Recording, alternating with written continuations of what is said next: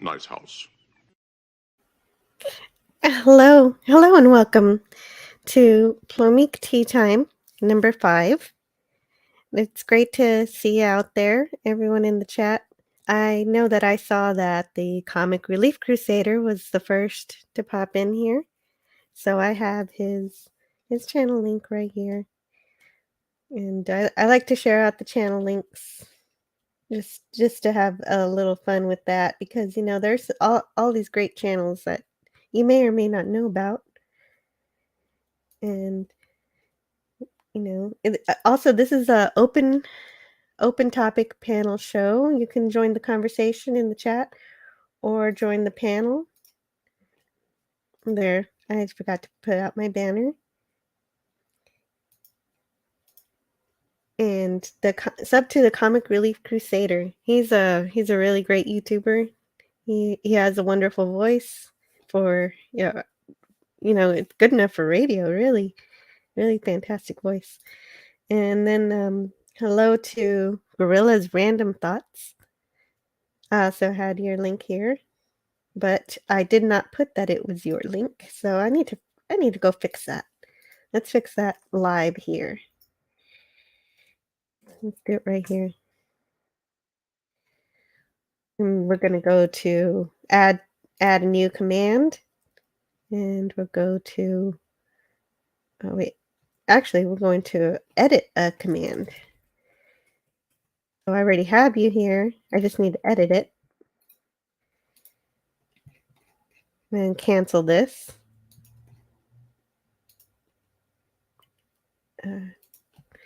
Go back. Commands. Custom. And go all the way. All right. Custom commands and go to Gorilla and fix that one right here. Sub to Gorilla. So you get to see behind the scenes here and try again. And so that should work. And hello to Pop Culture Curator.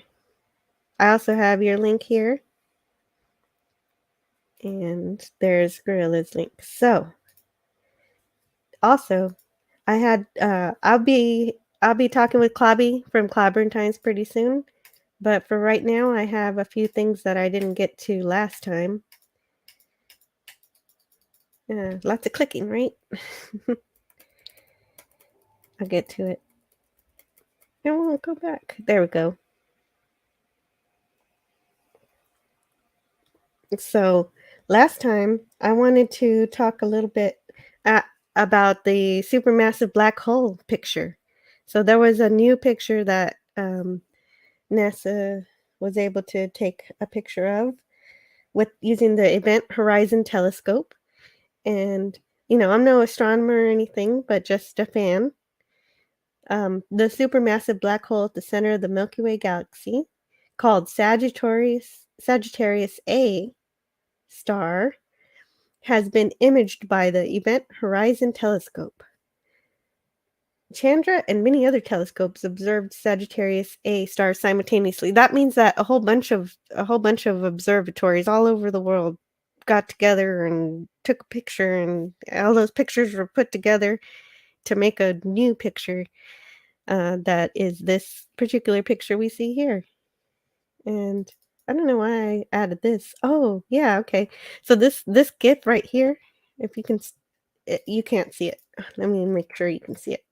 There's a GIF here that I had linked, and this GIF shows us the stars that surround the black hole, the supermassive black hole, and it only shows a couple of seconds of it, but that's just an image of that. That's pretty fun.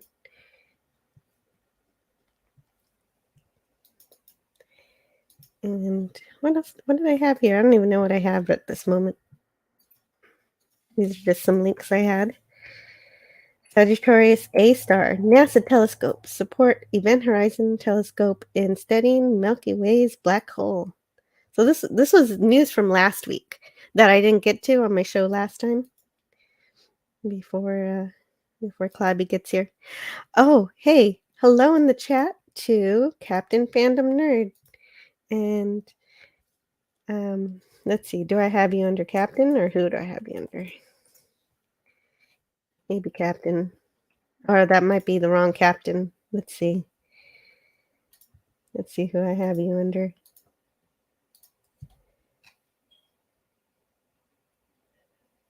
You know what? I think I still have you under.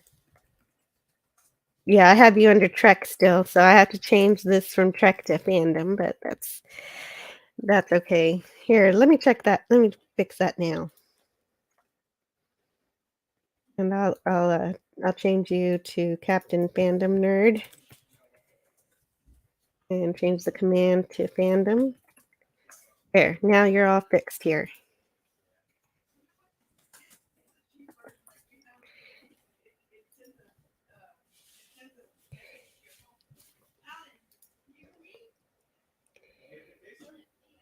And so I guess that's kind of fun. So how are you guys doing today? Anything new with you? I know that there's a dust storm coming. The dust storm is heading our way. And I've got I will be back and okay, you know what? I'm going to show I've got to step away from the mic just for a minute. And I'll be back in a moment. I'm going to play the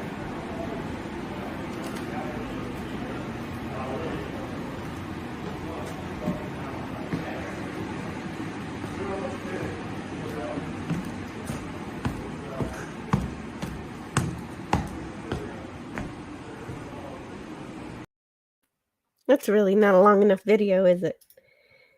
Let's see. I don't really have that many long videos in here. Hello. Hello, everyone. Let's see. Oh, yeah.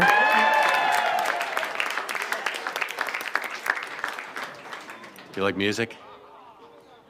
Huh? I was just asking if you like music. I do, Dan. Yeah, I like music. I like it too. And food.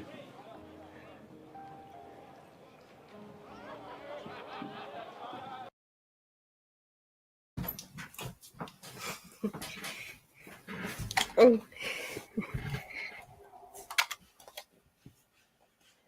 Yeah, all right. Captain Fandom Nerd says he's doing good. He had a really good show earlier. I was lurking through most of it, but also saw some of it. Really fun stuff. And yeah, I took a picture of the black hole at the center of our galaxy. That's pretty cool. And this was a I don't know why I put this in my slideshow. I just liked it. Lazy cat carrying a mouse with but the mouse is in the mouse trap. Kind of silly. Speaking of silly,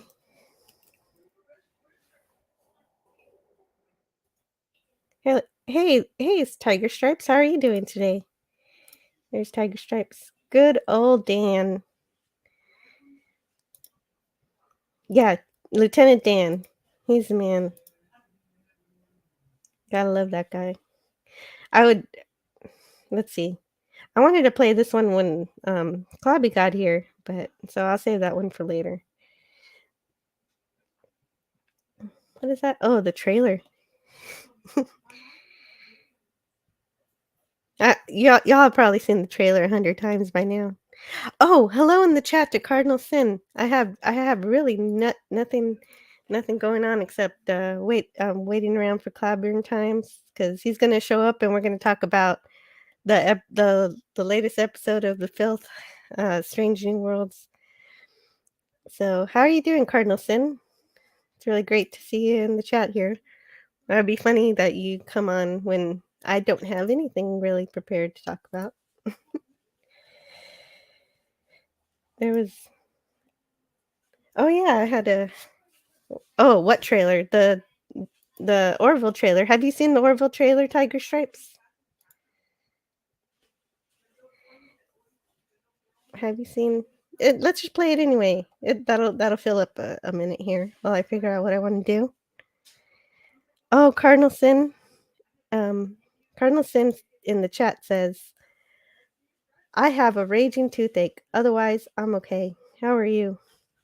Oh, I'm sorry to hear that. That sucks. You're already in pain. Other than that, and just a toothache on top of that, that must be terrible. Oh, welcome. Hey, Clobbering Time. How you doing? Hey, Jilly, what's up? Hey, not too much. You showed up just in time because I was running out of things already. Because I didn't prepare anything for this stream because I was playing with that game I the whole gotcha. morning. Oh, that's cool. I'm a master of unpreparedness, so don't worry about that. Look at Cardinal. Yeah, Cardinal but has a you're much toothache. more natural about it. Oh, I tried. Well, thank you, Cardinal. Hope you feel better, buddy. Toothaches are no Alright. fun. I mean, it's about not a good time. Sorry. Oh, I don't know if we could talk about episode 3 because Gorilla Random Thought says he has not seen Strange Well, New Worlds episode 3. and we don't have to. It's a piece of garbage like the other ones. Yeah, so I'm concerned, right. so. It really is. Almighty.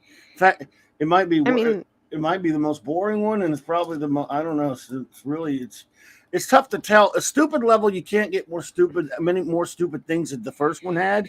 But man, 2 and 3, they figured out how to add more. They figured out they add more stupid every week. Yeah. What's even more odd about it is they're sort of trying to figure out how to write science fiction as if they've never done it before, but they're trying to do it. You can tell the beginning. Hey, I sort of get what I'm doing. You know what they're doing? Really. They're ripping off Star Trek now. They're talking to Trek people now who are kind to them, I guess, and finding things from Star Trek novels to rip off. They ripped off the DC Fontana novel Vulcan's Glory. Big time. Yes, that's what I found out from Robert Mara Burnett. That's the first thing he mentioned as soon as he watched this episode. Oh yeah, he did. Yes. I retweeted him. I was like, wait, what are you talking about? He didn't quite say it in that tweet, but eventually I figured it out. It's bad. Yeah, so I guess that's not much of a spoiler if you know. No, I mean, if you're worried about spoilers for that show, I don't know what to tell you. I mean, I know, right? I'm not worried about spoilers. I watched it. You know how I watched it? Mark D with a C and I sat here and watched it together on my stream. And in my backstage, just watching it together, goofing on it. Mm-hmm. Yeah, that seems like the best way to do it is to be able to laugh at it. Well, what happened was last night before the show, I went on Midnight's Ed with Tom. And so I was kind of late to getting, and I got there. Mark and I watched like the first 20, 30 minutes or whatever together. But when Raquel was about to come on, I said, no, we got to get this off there. She sees this, she's going to have an aneurysm. We don't want her to see us watching this crap. We told her about it. Right. Yes, I know. It's like she comes into the backstage and suddenly you're embarrassed and you throw it away. You're like, yeah, we just said, we told her what we're doing. She goes, ew. It still stinks in here. Yeah. We said, so we didn't subject her to it. We just teased her about it. We were planning to tease her and say, oh, this was the first good one. This one was fun and entertaining. We're like, nah, we don't want to get her upset. No, but they're trying to make it entertaining. But you'd have to be hit on the head and forget everything you know about Star Trek. Nobody makes any show with not wanting to be entertaining.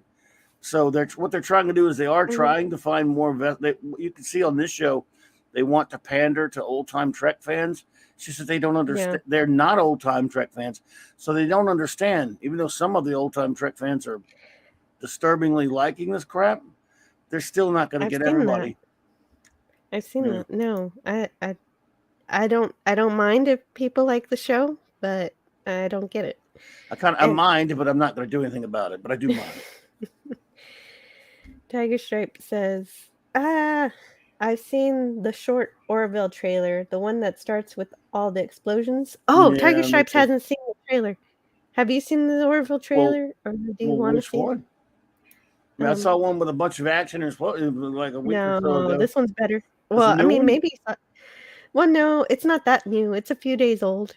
I don't know if I've seen that one. I'd like to see it, of course. I've been binging it. You know, it takes. A traveler comes upon the statue of an emperor, inscribed with the words, "My name is Ozymandias, King of Kings. Look upon my works and despair." Only there's nothing left beside it, except empty desert. It is good to be back.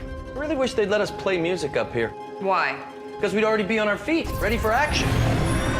We have considered your request for passage through our territory, and we will not stop you. But do not expect us to save you. Kalon ship pursuing. Exploration always carries risk. I say we risk it. Everything forbidden is sweet. This is a good day. It is a good day. You do know where you're going, right? Nope. Oh boy. Let's go make some history. I didn't prepare anything. Just speak from your heart.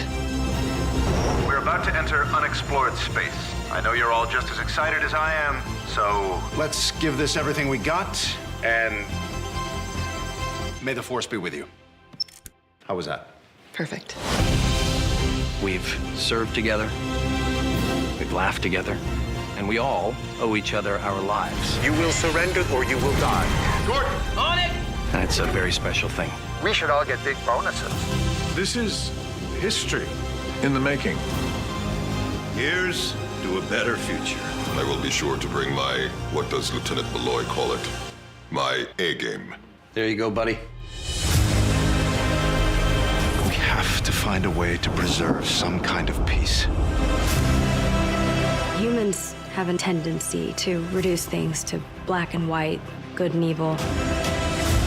We can find a way to coexist. You're a Kalon. Your people would like to see us all dead. After all these years, you're still able to surprise me. Show the galaxy that humans are different, that we value life even when our enemies don't. Captain, you are being deceived.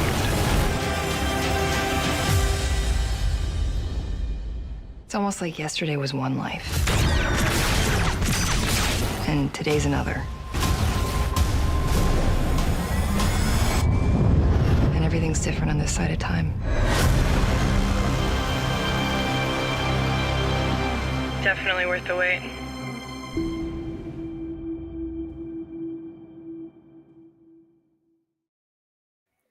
I like the new girl. Oh yeah, the new girl. Yeah, she's the new navigator. So that looks better than the other trailer, although it's still got a bunch of actiony stuff. But yeah, I trust but you know, like that's what they want to draw you in with. What thing is, they all look exactly the same, and they all look like it's going to be. Yeah, I can't wait. I mean, Yeah, I'm right. binging first. I'm halfway through binging season 2, and you can't watch one a day, which would have been the best way to pace it. Well, yeah, I was doing 2 per week, and that got me through nice and slow and everything. I can't go slow. Well, you know, okay, so I understand. I'm the same way as you. I'm not big on always having action, but that's not what the Orville does. They spend a lot of time building up to it. They earn the action. They so do. I don't think we have to worry about that. This is not STD. No, this is going to be good, and it's going to be too short because it's only going to be what, 12? Oh yeah, 12 episodes, but long episodes, like an hour or more. Oh, or good. Just like practically They're going to drop little one movies. One a week. Yes. Good. Yes, it's also weekly, so you don't have to worry about, you know, getting all the Orville at once, and then everybody in the world forgetting the Orville exists because it's all gone. You know, Right. when people when they release a show where you got to binge watch it, people stop talking about it pretty quickly. So doing it weekly is much better. Well, look, we're not far from it, so.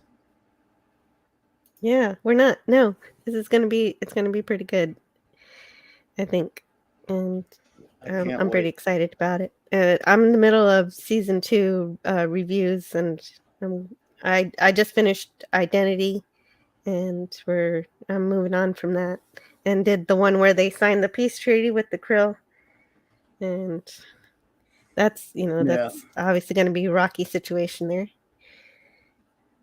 I can't wait. Can't wait. But yes, I'm enjoying it. It's too. It's like It's potato been 3 chips. years. Well, it's like potato chips. Also, you can't just eat one. Mm-hmm. You can't just watch one Orville. Right. Right, because you can go back and forth on episodes.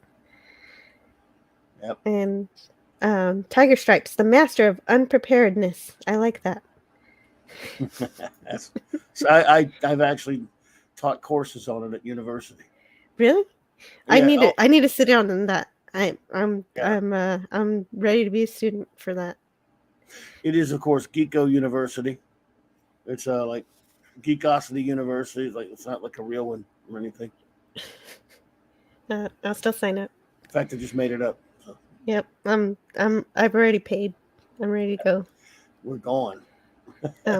Yeah, all you gotta do is, add memberships to your channel already. I guess some people seem to be of that opinion. Yep. I don't know. I might. Tiger Stripe says, "What's that? New Trek." Yeah, not only do those folk not have a clue, they aren't interested in learning. New Drek is what And it I've is. been meaning to say hello to Darius Munchausen. And Darius has a channel. He's a really great live streamer. Even though we haven't Darius, what's up? Yeah, we haven't had a live stream from you in a while, but I'm looking forward to whatever you decide to do. Kal-El's here too. Our buddy Kal-El and Captain Wow, Fan and JT Kirk. Wow, okay, yeah, wow. What are all these people doing in my stream? I don't know. Hello, Tiger Stripes. Again. I figure with me here, they don't leave. Hello. Awesome. Hello. No, they all came for you. So how are you been doing? Oh, not too bad. Hanging in there. Had a lot of fun last night. It was a great stream and the night before. Great stream. I know, it's incredible. You just tell Raquel one thing and she just goes off on it doesn't everything take much in the universe. And it doesn't even have to be me. It can be somebody to say one thing in the chat and I'll see that. Sometimes I'll see it and I'll go, oh boy, she's going to run off with that forever. But see, no one ever lets her do that on the other shows you go on and stuff.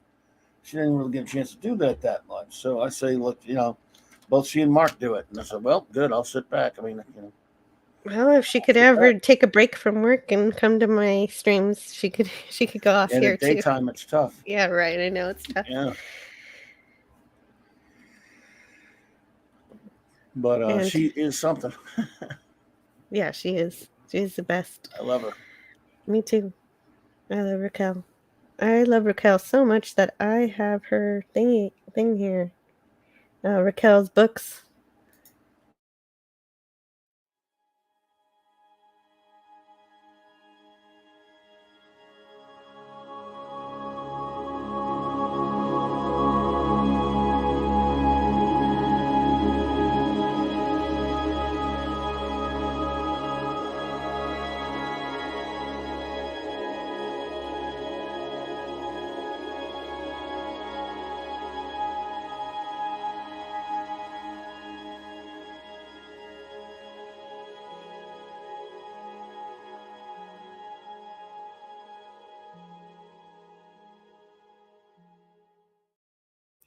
Thanks. Well done. I didn't know you had that. Cool. I stole it from YouTube and just uploaded it here in StreamYard. I will tell her. She'll appreciate that. Yeah. I could have just said, I would have sent you. I'd sent it to you. I didn't know you wanted it, but or I could have. I don't know if I could. No, I just I wouldn't know how to send. They would, but I don't know how to do that kind of crap. Yeah. They have to do everything for me. I'm an old boomer, computer illiterate for the most part. Oh no, you're totally fine. Oh no, I'm really bad. Believe me, I wish I could know how to do all that stuff. Because I can't even make intros. I can't make video. I can't do any of that stuff. I don't know. I like your graphics. You do good with the graphics. I don't do any of that. Oh, I do those little crappy graphics I do for like thumbnails. I do that with my phone, but I can't do. I can't make videos and stuff. Gorilla's Random Thoughts. I got people I haven't. Oh yeah. Before. Oh yeah, Gorilla's Random Thoughts. Steve. His headphones are dying, so I guess I'll see you later if you can. And hello to Steve Mitchum. Steve, what's up, brother? Well, it's so awesome to have Steve Mitchell and Kal-El in my chat. It's just endearing Oh, and hell yeah. everybody. Indeed, Pretty indeed. cool. Indeedishness. So, strangled nude worms. yeah, right. Sucks. So, right. You don't have to And talk these, about it. I'm just saying. You don't even have to, I you mean, don't even have to talk about it. I'm just saying. I mean, Gorilla's Random Thoughts headphones died, so we can talk about it now. He was the only one who was saying he Is didn't he want worried about spoilers. spoilers? Wow. Yeah, well, I mean, if It he's comes if I pre-spoiled. have one, if I know, but if I have one person know. in the chat who's enjoying the show, I don't really want to ruin it for them if that's something that they're enjoying. No. Just I'm with you. I'm teasing. I don't spoil I don't anybody know. either. I joke with people about spoilers, but I don't do it. I don't spoil it. But now that he's going, I can do Yeah. it. So, like you Yeah. said, they ripped off DC Fontana, no credit at all. And so now, because she has this new enhanced abilities, she's got extreme strength. Now, by the way, they didn't get that augment crap from her though. The augment stuff they threw in there, but the her being an Illyrian and having her name and all that other stuff is from DC Fontana. Oh, Illyrians are not. Illyrians are not intended to be genetically modified. Well, now I can't say I've read that book. I can't remember. I don't think I remember the book clearly. Remember seeing it. I don't know if I read it or not, but yeah, I do know that. No, I don't know. I think in further in that thread in that conversation that they talked about the augment stuff comes from somewhere else, but the origin and the name and all that stuff was from DC Fontana. Raymond's here. Oh, hello in the chat to Raymond. All right. Okay, so they add. You know what they did? They did add it because. Okay, so I had something about I don't that. think Dorsey Fontana wouldn't be dumb enough to make her an augment. That's maybe she did. I don't think so. I'm pretty sure from that thread you're talking about that I saw, and I'll have to go back and check maybe that someone else said that didn't come from her. You have to be right because I'm getting the same vibes from Strange New Worlds that I got from Picard. In terms of in Picard, it was all about how crap, my headphones are dead. Can you talk for me for a little bit? Sure. Everyone, okay. Jill has to handle her headphones and everything, so I'll just say that strangled nude worms. For those who are wondering what we're talking about in the new episode, number one, Una, as the name they've given her, and we find out what planet she's from. She's an Illyrian, and she's called Una something. I forgot the last name. And they named a couple. They dealt with her backstory in the new episode. And Robert Meyer Burdett quite rightly pointed out that most of the crap they got from her for her backstory comes from an old Star Trek novel written by the great Dorothy Fontana, DC Fontana, who it was called Vulcan's Glory. And I do remember the book distinctly. I can't remember if I bought it or just used to see it all the times.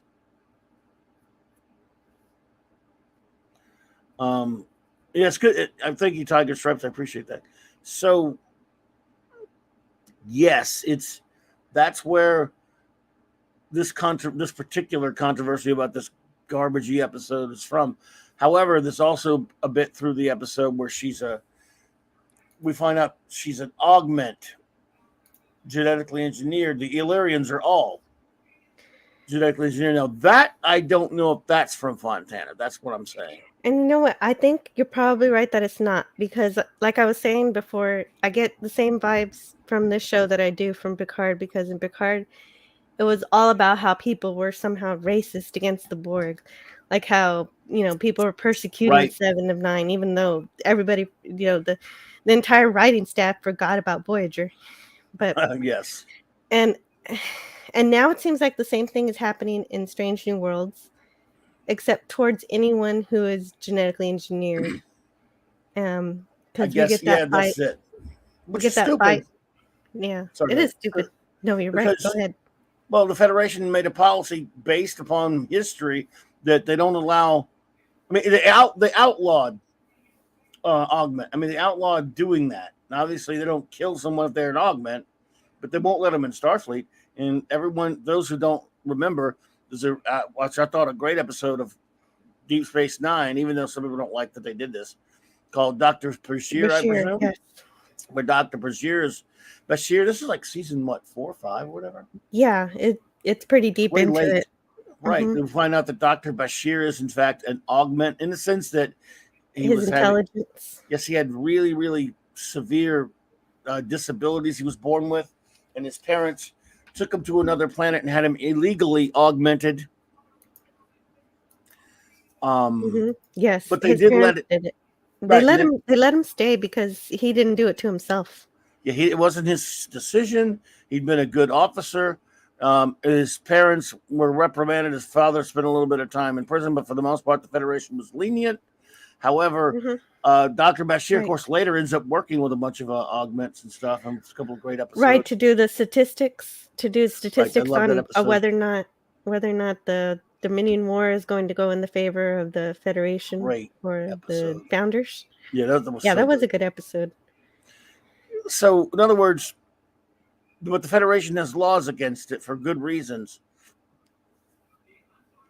Yes, for very good reasons. I don't think anyone in this show knows any kind of, I'm talking about real life history about why Jane put the eugenics wars into Star Trek.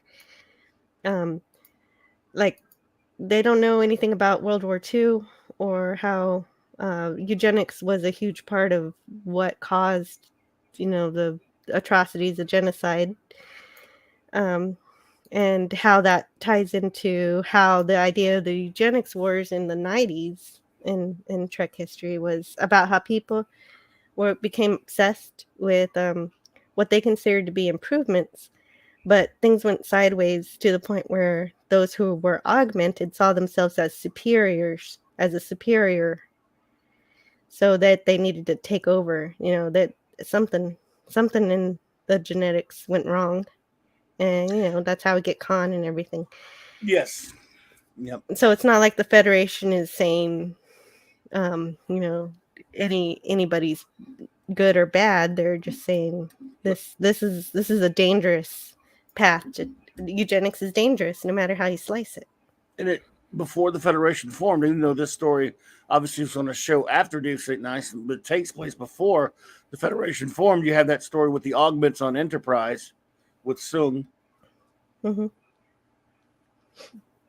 So they decided, they just outlawed doing that and I think the part of the reason also is the Federation, as technology goes on, wants to stop everybody from just mutating themselves and giving themselves basically superpowers, or their kids raising, genetic engineering manipulation stuff has become the kind of thing that they fear because of people, as Spock so brilliantly points out in Space Seed, superior ability breeds superior ambition. So. Yeah, exactly. But nothing in all of that talked anything about a race that only changes their genes to fit the planet's atmosphere, like for, I guess, reverse terraforming. Right. They weren't doing it to make themselves super. They were trying to like, that's different. To change their genetic structure to somehow to better coincide with the planet's atmosphere, or some gobbledygook that she said. By that time, you're so checked out because the episode's so stupid. I'm like, huh? What'd she say? Let's see. I try my best to give some bits of a benefit of the doubt, but they act like the Federation is just like black and white, like, oh, just this one rule, and we have no room for any kind of thought. And no room to grow, and so they're taking away the utopia from the Federation, even in this show. Yeah, because that stupid ass conversation between Una and number one and Dr. Babenga about the new bigotries and all this other kind of stuff. He was basically they were calling it bigotry, that they were the Federation's afraid of augments and stuff like that. And don't get me started on what we find out at the end of the episode with Dr. Babenga's kid. Oh my God. Oh right. Scotty wasn't that brilliant after all. He got the idea from Benga, who is not an engineer or a transporter chief. So that's why there shouldn't even be medical transporters. It's so asinine. Now we know why. By the way, remember the first week we're all like, medical transporters. That's ridiculous. And now we find out why. Plot device. Yeah, plot device. And right. So stupid. How do you people get fooled by this show? Yeah, he's keeping his daughter in the pattern buffer. Yes, And he has to take her out every now and then. You have to take somebody out of it. Yeah. So it's not like the He has to exact take same her thing out. Scotty did, but still, yes, he's it's preserving her in the magic 25% transporter. different. Yes, he's preserving her in the magic transporter. I mean, what happened to just cryo sleep or something? Yeah, exactly. That's exactly right. Like it is Mbenga so selfish that he has to have his daughter in a very dangerous situation in the transporter where he could lose her pattern at any time. Right. When she could be just safe in cryo sleep or some kind of stasis somewhere else. You'll keep it to the 24th century where that'll just heal. Apparently, can just cure her automatically, and with the transporters, depending upon which episode of TNG you're watching. Yes, exactly. That's what Kal-El is saying right here, based on some of the more questionable TNG episodes. Yeah. There you go. Magically alter your DNA, and so you're exactly right. Those are some pretty bad episodes. By that measure, you can cure any disease, cure any problem. They did it on the animated series once, but still, yeah. Yeah, but you shouldn't do it. It's not a good idea. Some writers don't get what the transporter is about, and they do that kind of thing. And that happens. Yeah, it's a shame. And the science consultants are like, oh, this is part of the show that's supposed to be magic, so we're not going to touch it. So the writers get away with it. Right. They don't listen to the science consultants anyway. No, not on this show. Even on TNG, they didn't listen to them much, but yes, at least they did, At least a little. Some. Right. I mean, Andrew Bormanis became a writer. I think that's what was so good about it when it was good, is that he started writing a bit. Yeah. And he was a science consultant. Yep. It's just, I don't know. Also, I thought it was kind of funny when the library computer said classified, but Una just said override, and she didn't put a code or anything in. And if she had inputted her code, then why would it say it was classified? She would have been cleared, so it wouldn't say classified. So it's just those kinds of things, lots and lots of things like that, that are just silly. Absolutely silly. Did you tweet this show out, by the way? Let's tweet it out. Oh no, I don't. I was about to do it. Show. I tweet out my Orville show. You don't but want I don't to. tweet out this one. No, yeah, you can tweet it out if you want. I'll do it. Sure. I'll handle that while you go. I feel like when I tweet it, I'm gonna run out of things to say, and then my show. Oh, we don't have to. I thought you wanted. Yeah, I mean, no. No, go ahead. You can tweet it out. That's just me. I'm being weird. Don't worry about it. I will do that while you handle it. DS9 got really good once the Dominion War started. Yeah, well, it really found its footing once it. I think the problem with season 1 on Deep Space Nine is that they were trying to write as though they were on a starship, but once they started writing as if they were a center hub for their quadrant, their part of the galaxy, wherever they were in Bajor, then that's when it started to take off. When they started writing as if they're on a station. And then they got the Defiant, and that was the ship. So that's when I think Deep Space Nine. And of course, you can time it by Sisko's facial hair growth. Yeah. Bashir's dad went to prison for it. So somebody did get punished for the crime. Yeah, like I said today, he got about like a 2-year thing or something, like a nothing slap on the wrist type thing. But yeah, that's right. Yep. Yep, it's always good to throw in a reference point in the conversation. Yep. Absolutely. Yeah, I can't wait to start watching Deep Space Nine. That's going to be sometime in the summer. We're getting there. Sometime in July. I have to redo my estimates because Raquel's taking a couple weeks off. I mean, I'm glad she's taken off to go do fun stuff, but it throws me off a bit. So I gotta. Oh yeah, no, we're good though. We got 4 episodes this week. Oh, Anonymous, welcome to the stream. He says, how could the doctor transporting the nurse or doctor to the bridge without setting any coordinates? Oh, how about the doctor transporting the nurse or doctor to the bridge without setting coordinates? And not to mention it being dangerous, apparently. Yeah. It's just so, that's one No, thing. nobody ever, no, this show doesn't bother itself with talking about coordinates or speed or location or No, they don't care about that crap. And the bad writing. any of the fun stuff. J-Man. I mean, it's not really that hard. You just have to mimic reality a little bit. They need a military. They need not only just a science consultant, but they need a military consultant. And hello in the chat to J-Man. Yeah, he was on Big Bang. Good to see J-Man. Another thing is the terrible writing each week. Even if they have a germ of a good idea, which they don't. I mean, they just rip off stuff, as we already talked about. They have terrible writing, like, I think, was it Kyle or whatever, asked the engineer guy how he did something, but he fiddled with knobs and saved the day or some crap.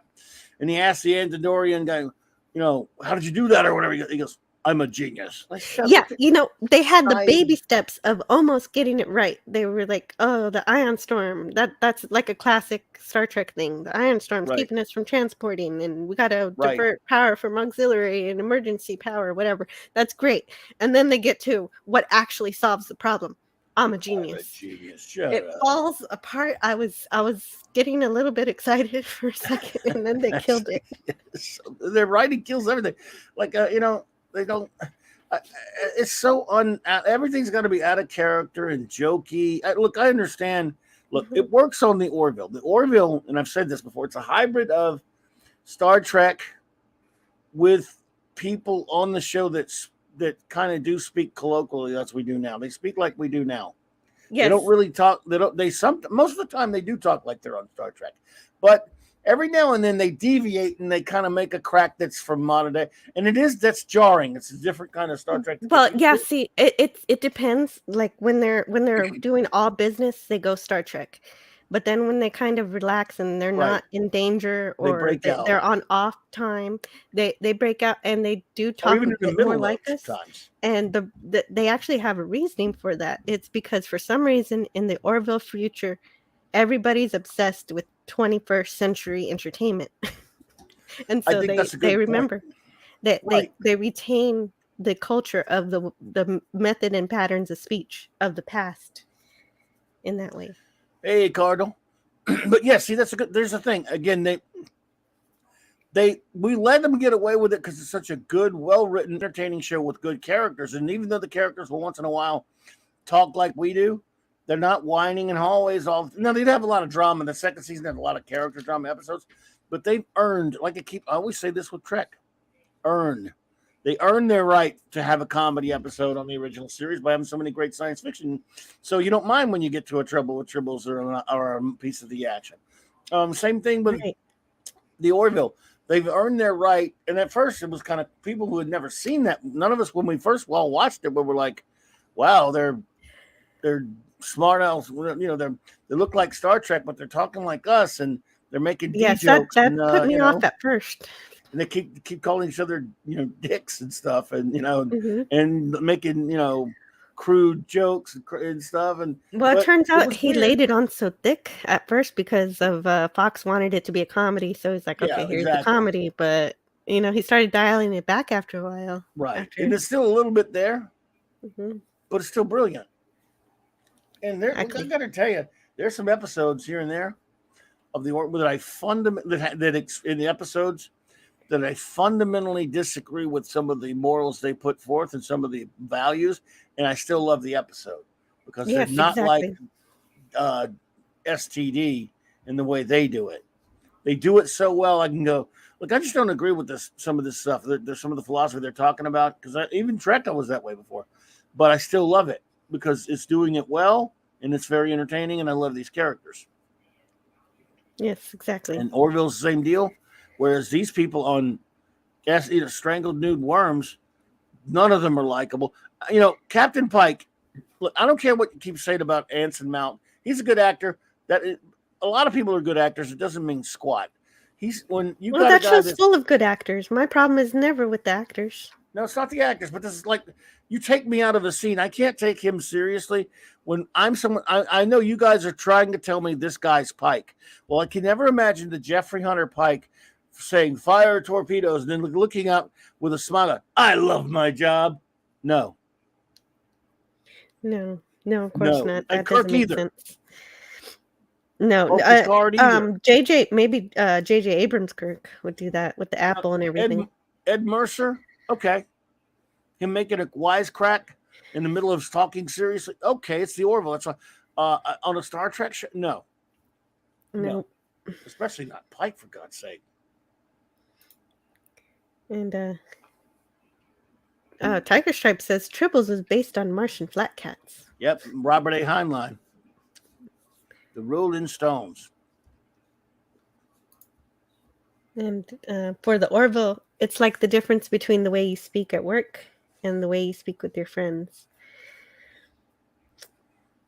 And the thing with the morals on the Orville is that they may make the decisions, but they don't tell you that they present both sides of the case, so you can still disagree without them shoving in kind of dogma at you. Yes. So far, anyway. So far. We'll see. Season 3.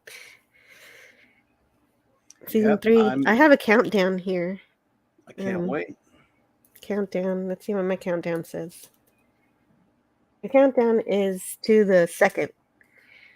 It's 12 days, 21 hours, and 42 minutes. Wow. And Kal-El says, can you imagine Cisco saying that after he forced the Maquis to evacuate that planet by firing on it to force Eddington to surrender? No. Can you imagine to say I love my job? God. No, of course not. By firing on it to force Eddington. Yeah. Can you imagine Cisco saying that? No, I can't. And by the way, I fundamentally disagreed with Cisco on that. And yet I love the character. I love Cisco. Love him. And I was like, no, I'm sorry. I think the Federation's in the wrong with the Maquis. Screw the Cardassians. Mm-hmm. Screw them. Yeah, they were trying to keep an alliance with the Cardassians, so that's why they attacked them. Yeah, that's the whole reason. Keep it. I would not have an alliance with the Cardassians ever. I mean, not. And basically, what was even the point of writing the Maquis into the show, and they just killed them off so quick? That little war they had with Cardassians. All right, look. I'll give you an example on the Orville. The episode we watched the one brilliant episode, in a lot of ways anyway. The one with about the Zodiac. Yeah, poor old Mono McDonald. I'm gonna miss him. At least we got another season with him. Yeah, we get this one last season with him. When Kelly and Bordas get taken away because of their birthday and stuff. And I understand that the Federation, the Union won't let him. They won't let him go in with guns blazing, and I got that. That's fair. They shouldn't. Oh, good to see you, Jay, man. Thanks for being here, buddy. I think I would have written it a different way. I probably would have said, all right, well, I know we can't go in with guns blazing, but can we just tell them, can we threaten them maybe? Can we look, they don't have to think we're going to go in with, just let them think, look, we're more advanced than you. We could come in there and take them and you can't do anything about it. But I don't know. I think I would have threatened him if I'm Mercer. I'm not so sure I'd have done it the way he did it. But that's fine. It was pretty clever. That was still a more Star Trek solution. But at the end of the episode now, they don't tell you. I mean, look, Kelly and Bordas are about to be executed. And that's funny. They didn't deal with it. It kind of cheated because they didn't deal with, first of all, the fact that Kelly and Bordas went and shot a bunch of guards. They were trying to break out violently. The Gilliacs. And the Gilliac prison. And it's a great episode. I love it. But then they put that fake star in the sky. Yes, the lie that they did.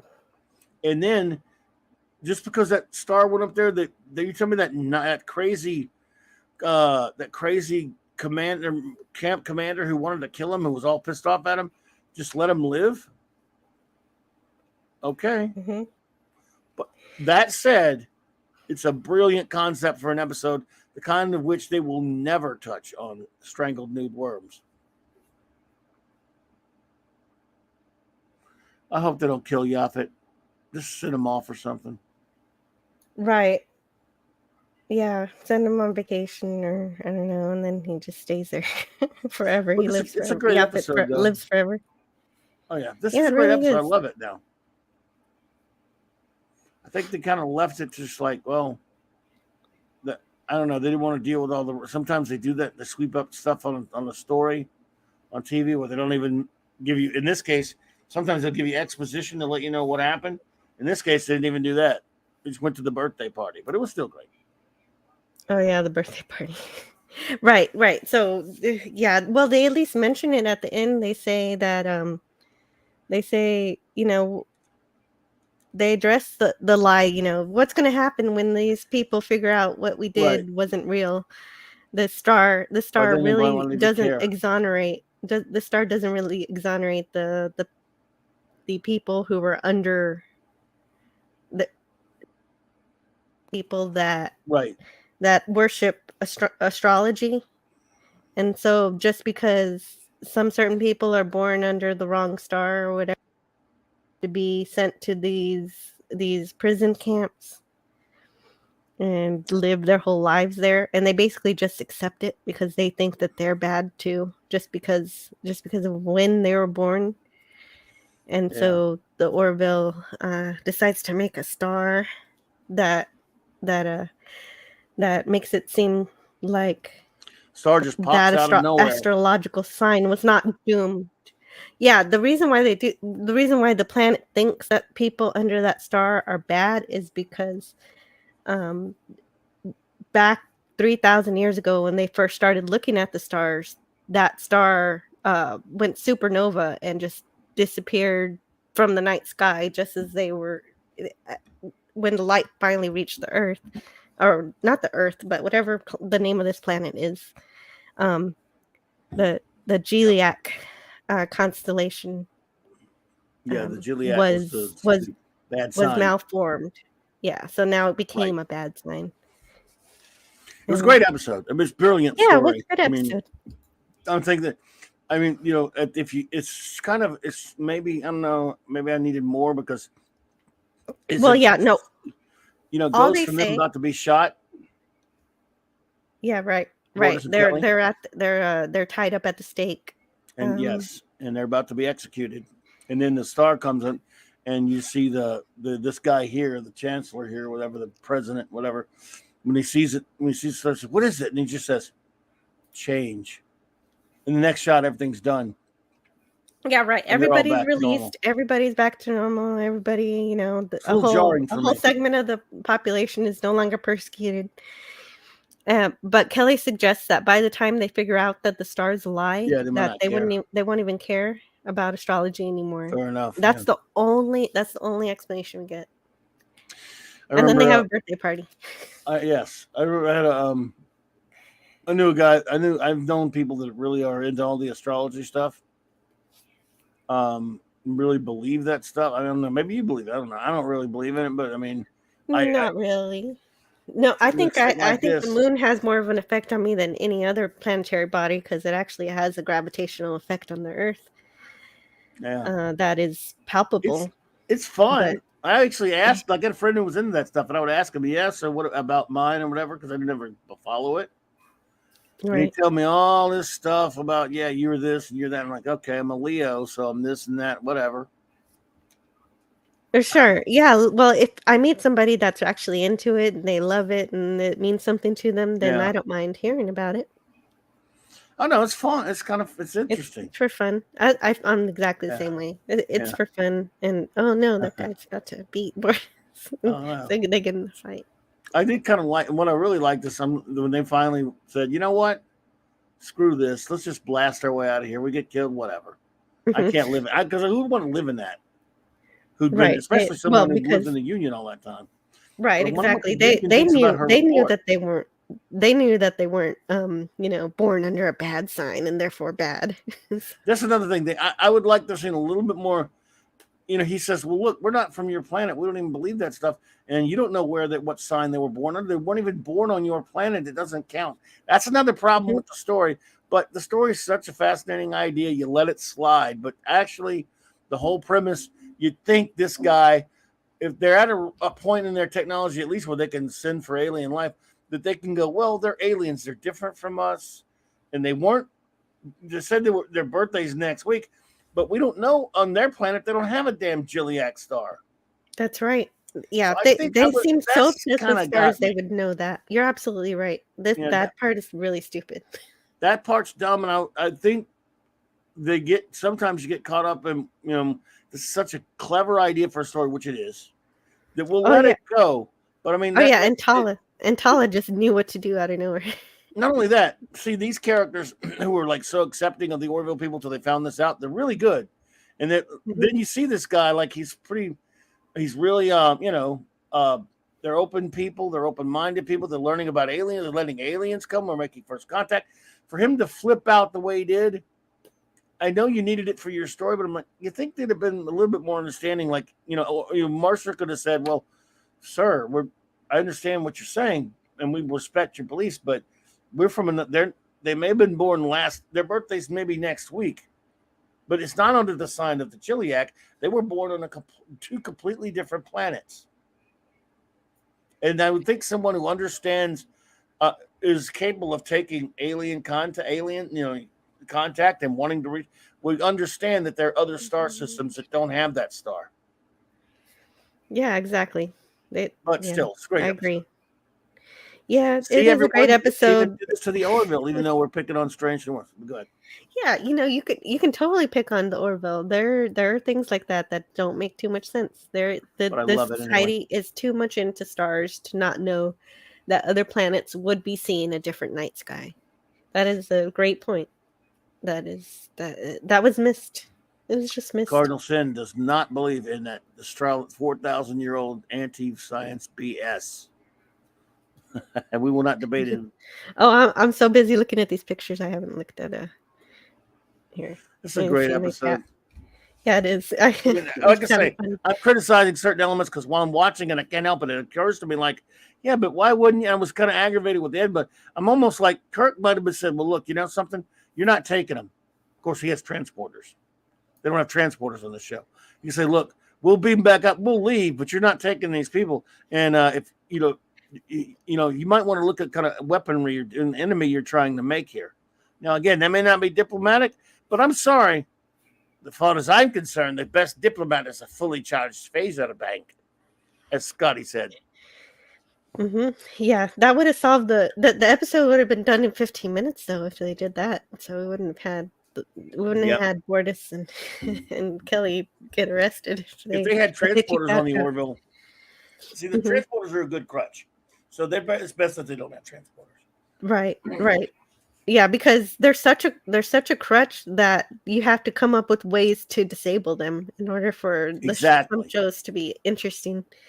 And if they were originally conceived for budgetary concerns, but they also put you in a trick box because sometimes you got to find a way to disable them or your story can't happen. And Seth knows this. He's a Star Trek fan, and so he nixed it. And that was one of the brilliant things he did was to not have transporters.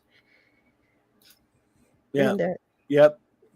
Anonymous says that's an allegory for the day. How many people are being brainwashed with some nonsense and will go along with whatever those in charge want? Quite a few, buddy. I'd say quite a few. Yeah, that's a good point. Because they have that monitor towering over all the people. Everybody's watching to see what they're supposed to be thinking. Oh, I forgot to mention a real life thing. I mentioned on one of my past tea times that Ministry of Truth was being proposed in Washington. Right. I don't really talk about politics, but that one was kind of eerie. So yes, I was glad to hear that it's dead now. Yes, at least dead in water. So there you go. Yeah, it is, and that's a good thing because the last idiots that have anything to do with truth are our pathetic government. But anyway. Right. Exactly. So that's a good point. I'm glad you brought that up. Anonymous, that reminded me of that. And Darius Munchausen says, as an Aries, I don't put much faith in astrology. I can't say that. I can't do it. That's too funny. So, what's your sign? Sagittarius. Oh, you're a Sagittarius. And it's funny, like, there are people that would go, oh, you're a, I mean, you say it to me, I'm like, right. Okay, I don't even know what month that is. To me, that just means, hey, look at those stars that are put in the shape of an archer. I mean, that's kind of cool. I don't even know what month that is. But the only thing that astrology means to me is the history of the past, how people used to look up in the sky and see pictures. And I think that's kind of cool. That we have that kind of history, and lots of different cultures in the world have different astrological pictures that they saw, and so they have, instead of an archer, I'd be something else in some other country, to me, it's just a history of more of a anthropological interest than what it's going to do for me next week. Well, like I said, I don't know what month most of the signs are. Like I won't know the month right off if you say, hi, I'm fill in the blank, whichever one. No, I wouldn't know either. I wouldn't know. No, you can ask me that either. And Cardinal Sin said they didn't even have telescopes when astrology was in its first popularity. Yes, they were the first people were just sitting around the fire looking at the stars, and of course you're going to start seeing things. Because you're telling stories and you need some pictures for that story, and you got to connect the dots up there. Damn it, YouTube! What is wrong with you? Something's going on. Did you hear about the YouTube glitch last night? Oh, yes, I did. I thought I had a problem with my stream when you said my that. video's still locked. What the hell? I know that was an awesome stream. It happened to some other people able too. To watch it. You know what's weird? The views went up a little bit. I just checked it. We were at a certain number of views last night. It's the developers. It's the YouTube or Google developers who are like, oh no, what do? We need to fix this. And so it still can't appeal. It won't let me appeal it. And it's locked. And I think it's a site-wide error. Okay, you've heard about other people having it too, yeah. So maybe they'll fix it then. Yeah, maybe they will. It's ridiculous. It happened to a bunch of streams. I wanted to watch Raquel SSG, her 600 subscriber stream. I was gonna put that on my watch later. That's not on. You can't get it either. Huh? Yeah, no, that one's lost. Everything is lost. Your stream's lost. Captain Cockney Spock's lost. Oh my God! Everybody who did last night. Well, I hope this doesn't happen tomorrow night for Star Trek. Yeah, it better not happen for Star Trek. Or to you today, for that matter, any of us. This is the Friday Night Tights. I mean, they're gonna. What? I don't know. Maybe they felt everyone who's connected to a certain group, and yeah. Cardinal Sid says to Darius, "Oh, I'm a Pisces. No wonder we get along so well." Yeah. What month is that? I'm not even kidding. I know what my month is, but I know a few months, but I don't know them all. I mean, I can look it up. Nah. Don't bother. I'm just curious. What is Sagittarius? Is that January? I'm born in December. Okay. Yeah, this is an interesting episode. Certainly more interesting than SNW. Yes. Yes, I'm already Cardinal more interested. Is March 2. Is that your birthday, Cardinal? March 2? He's on the cusp of something. Oh yeah, he's in the cusp. Is that a cusp thing? I have no idea. Look, Cardinal. Tell you what, Cobby, I don't know anything about astrology. March, tons of my family the way are born that in I March. explained it. I got you. I got so many birthdays of my family in March. It's crazy. Mm-hmm. Both my kids, my mom, my brother, a nephew, and about 3 or 4 friends, and of course Shatner and Nimoy and Patrick McGowan. March is also cool, now my daughter has Nimoy's birthday. So okay. Proud. Well, my son has Shatner's. Nice. My son is born the same day as Shatner. That's and yeah. So wow. And I wanted to see. I was aiming for.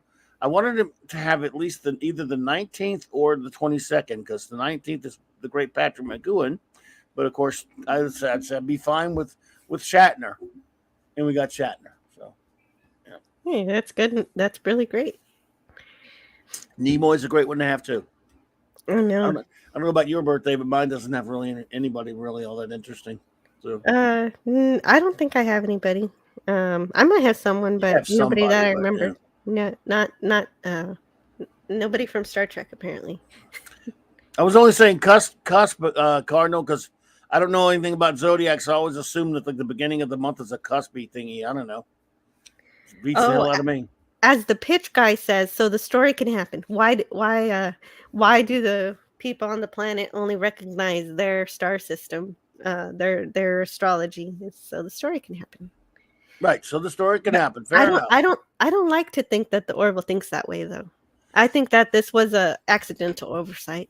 Yeah, yeah. And although I'm not, look, by the way, devil's advocate, they could simply say, yeah, but the guy doesn't care. He only cares, he's so myopic. All he cares about is his own star system. Mm-hmm. The thing is, they're knowledgeable enough to send out to create that array. They're knowledgeable enough to know that there are a lot of other star systems out there. right. So Yes. that kind of They got a defeats it, SETI but maybe program. they They just didn't have think to. it. I don't think they just thought. They didn't think of it, and Mhm. and who knows? But that's the Well- only thing we can say against this episode. I hadn't Oh, find yeah, I any love other than the morality. Everybody's going to disagree one way or the other. Should they have done the lie or not? And I think I'm you fine know, with the lie. I'm fine with the lie too, because they had to save They're a Kelly and bunch of Fortis. Nuts. These people are nuts. And yeah, right, right, I'm not and it helped a whole bunch of people. I'm not so sure I'm fine with sometimes I don't agree with the union or the federation. Union, like, look, don't be pansies, okay? If someone steals your people who you're there in good faith, I think you can look, we're taking them back. We will do it peacefully if you let us. If not, this is what you're up against. This is the power you're up against. You're going to have to understand something in this universe. In fact, I think this is a better policy. You're going to have to understand something, people, that we're nice. If you try this with the Krill or somebody like that, they won't be nice. Decimated. So we're teaching you a lesson right now in power. You need to understand something about the galaxy. It's an ugly place. There's a lot of people. We're going to be nice to you, but you're not taking our people. And that's actually the way Kirk, I think, should do it. I think, I think the union's a bunch of pansies. How about that? And I still love the episode. I'm going to go that far. Unless it's Wesley stepping on the flowers, you can have him. Yeah. Yeah, that's different. I mean, I wouldn't have allowed them to be brought to it. Again, you won't have an episode, I know. Kala says, I really like the look of the Orville's bridge. It would make for a great home theater conversion. That would be fantastic. You need more comfy seats, though. Yeah. Well, yeah. might For a theater. Well, you're switching. You're Theater having. seats. You have the Recliners. Orville bridge, but the seats are not the same, right? You have Right, to have recliners. because you're not flying around the galaxy. You're watching a movie, so the seats need to match. Yes. Seats need to match what you're doing. Son of a red shirt's here. Yay. Oh, hello to Son of a Red Shirt in the chat. I'm still wanna mess going this through all of guy these great chats that I got here. Not proposed. It was a thing for a half I wanted heartbeat. to see Bortus kick that camp commander's Oh, ass. Does he do that? No. No, He's about to they're they don't there. deal with that guy after he's about to kill him. And then they It just really stop looks him. like Bortus is ready to kick his ass. It's hard to believe that guy didn't go, you know what? I'm going to shoot him anyway. Boom. I mean, like, they were right there 2 seconds away from pulling the trigger. They see a star pop up. I guess these people they're a little too superstitious to be that advanced, to be honest, but all right. Yeah, right. They're still acting like they're 3,000 years ago, and yet they have, our current technology. It's still, look, I think the story needs to happen anyway, so I'm letting it. So what I'm saying is, you could think anything to death, and it could still be entertaining. For example, that brilliant episode, Majority Rule last year, which the first season, which I love, might be my favorite one. You know, the one with the downvotes on that planet that was like 21st century Earth. You know what I'm talking about? Yes, of course. I love I Majority love that Rule. one. Okay, It's fantastic. if you really try to think about that one too much. There's no way they get to that level of technology with absolute democracy. I don't think it's possible. But who cares? It's a great episode. Right. Well, I thought maybe that they had a regular. This is me just projecting something that has no basis in reality. That they had a normal society with regular democracy that devolved into social media. Well, it could be, but she said she never heard. They said they never heard of it before. Okay, they did. They said well, that. Well, the girl did though. Maybe she just was ignorant. I mean, but they didn't. She said, "How do you guys do it?" And they go, "Well, Then they mentioned the representative. Yeah, you're right. So that doesn't mean anything though necessarily. But yeah, that screen looks great. Yeah, no, that kills my thought on that. No, you never know. Not necessarily. You could be right. They didn't. And that's what's great. The episode's great. They don't elaborate on it. It's just that the only thing you have to buy into for the episode, which is still great, as a viewer, is, wow, how did they even get this kind of fairly benign technological society at this level of advancement, being such a bunch of chowderheads with voting, public opinion. The court of public opinion is the mob rule, and mob rule means you're still in huts. I'm sorry, you're still in mud huts and caves as long as you have mob rule. Yes, I agree completely. Nevertheless, the episode's brilliant, and you needed to. So you're probably right. It probably devolved into it. It was a way of showing how these kinds of extreme, taking cancel culture too far, not only destroys lives, but they can kill too. I think you're right, though. You could at least presume that they probably devolved into that somehow, because that's the only way you can get from there to here. I mean, yeah, getting from there to here. But that's what I do all the time. When something doesn't make sense to me, I just fill in the blanks, even if the writers didn't say anything about it. And you know something? That's why this show's so good. It makes you think. It makes you. Again, here we are. We're not like saying that sucked, man, and thinking it in a bad way, like we do the other stuff that deserves to be treated badly, like garbage, like STD. Exactly. And then this is something we love, and yet still it makes us think, and we can go, I just have those questions. I'm like, you know what? And then when you do that and you still get to the end of the day and you go, God, I still love it. That means it's really good. Yeah, because you don't fault Orville for what it has, because what it has is great. It's just what it's missing. It's just like Wrath of Khan. You can go all the day. There's no way that nobody knew about, SETI Alpha 5 exploding, that they just left him in. He just left Khan out there. There's nobody yeah. So who cares? It's a great movie. Right, exactly. And of course, why doesn't Khan just say, "Hey, Federation, y'all screwed up. Send out a message and they'll give him a new planet right away." But he didn't have the ability to do that. He didn't have the ability to send out communications. Again, we don't really know, but apparently not. Yeah, I guess not. I wouldn't think so. But why don't they? You would know a planet. I mean, a planet exploding though. Wow, that's pretty big. Yeah, right. It's a planet it's a system. This is 15 years. In the course of 15 years, you probably would have known that the planet exploded. Mm-hmm. I think so. SETI Alpha 6 exploded 5 months after we were left here.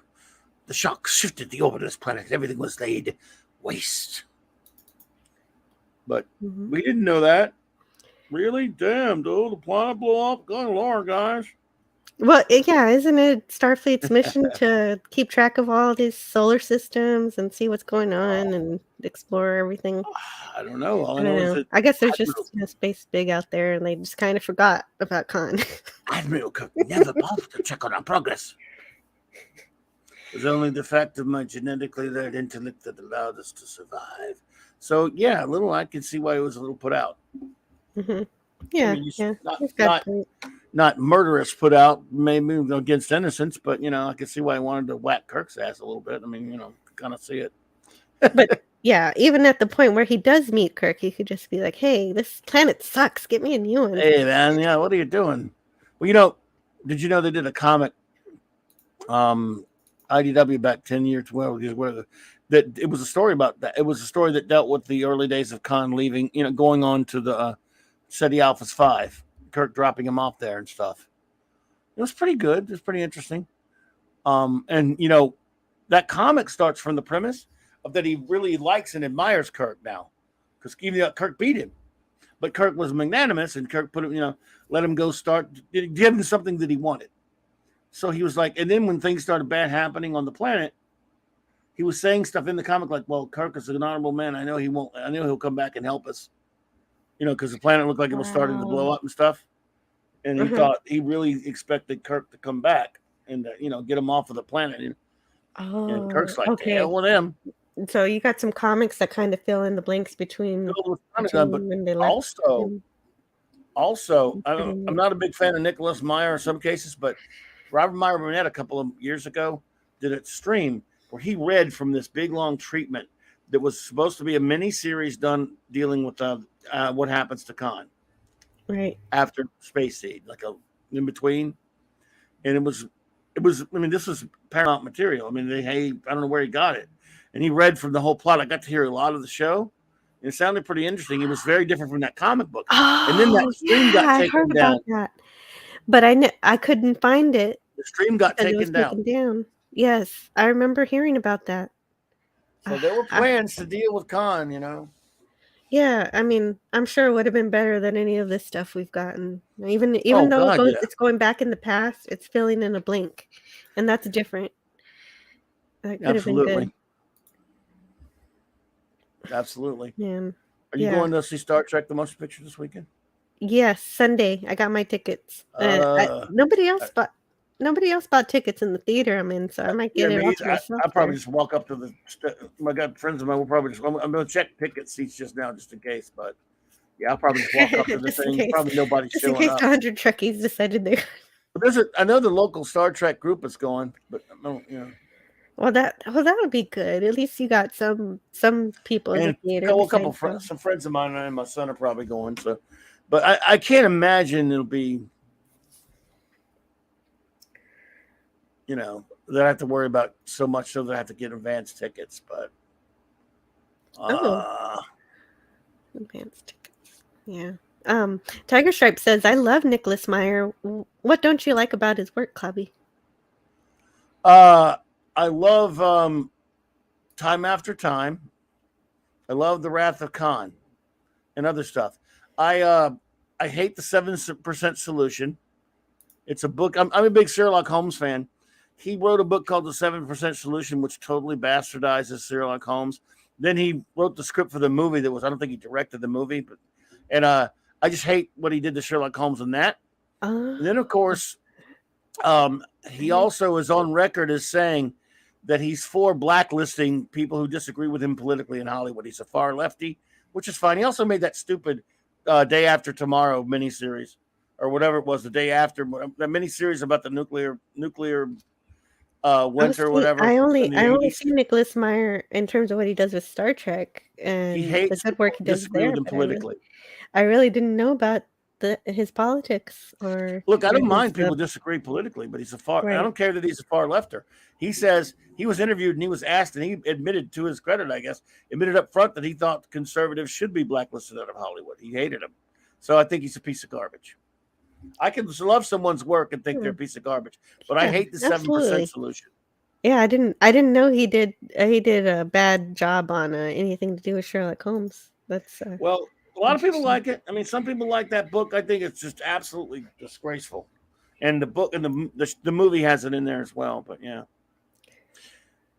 Oh my goodness, Son of a Red Shirt! I didn't see that. I saw that you were here in the chat, but I didn't say.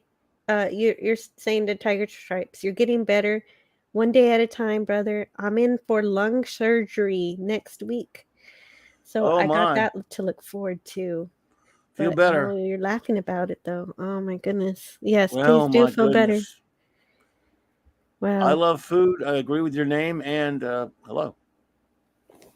Yes, I hope your surgery goes perfectly and everything goes well and you heal quickly. Yes, absolutely. Wow. But yeah, to Tiger Stripes, what he says. I didn't like the book, and he wrote a book called 7% Solution because I just didn't like what it did to Sherlock Holmes. But I understand he liked it. That's cool. But But that's just me. I didn't like that book that much, and of course, I don't like what it does to Sherlock. What it does, but it's like an Elseworlds type thing, a book, if you will. So I can understand people. A lot of people like the 7% solution, so it could just be me, Tiger Stripes. No, but Well, I'm sure you know a lot about Sherlock Holmes, and that's what not makes much. you upset No about. Well, no expert. Okay.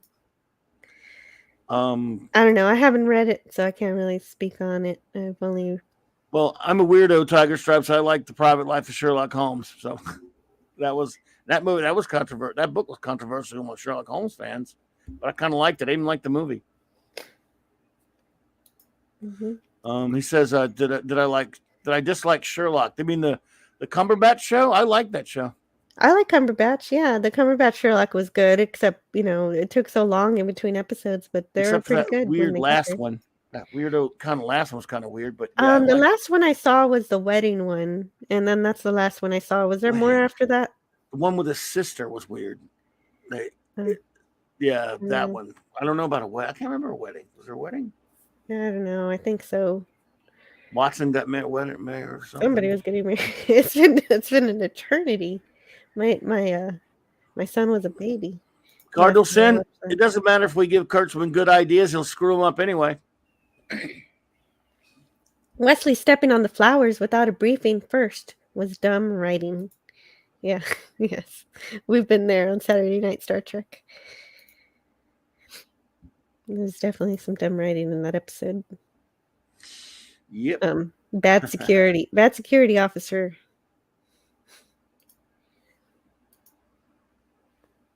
Bad reconnaissance by Riker.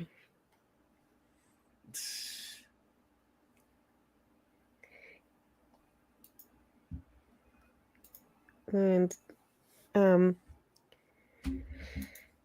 yeah. Son of a Red Shirt says there were a lot of potholes in Star Trek II, The Wrath of Khan. That being said, who does not love that movie? I would say you probably I couldn't find a person who doesn't love it.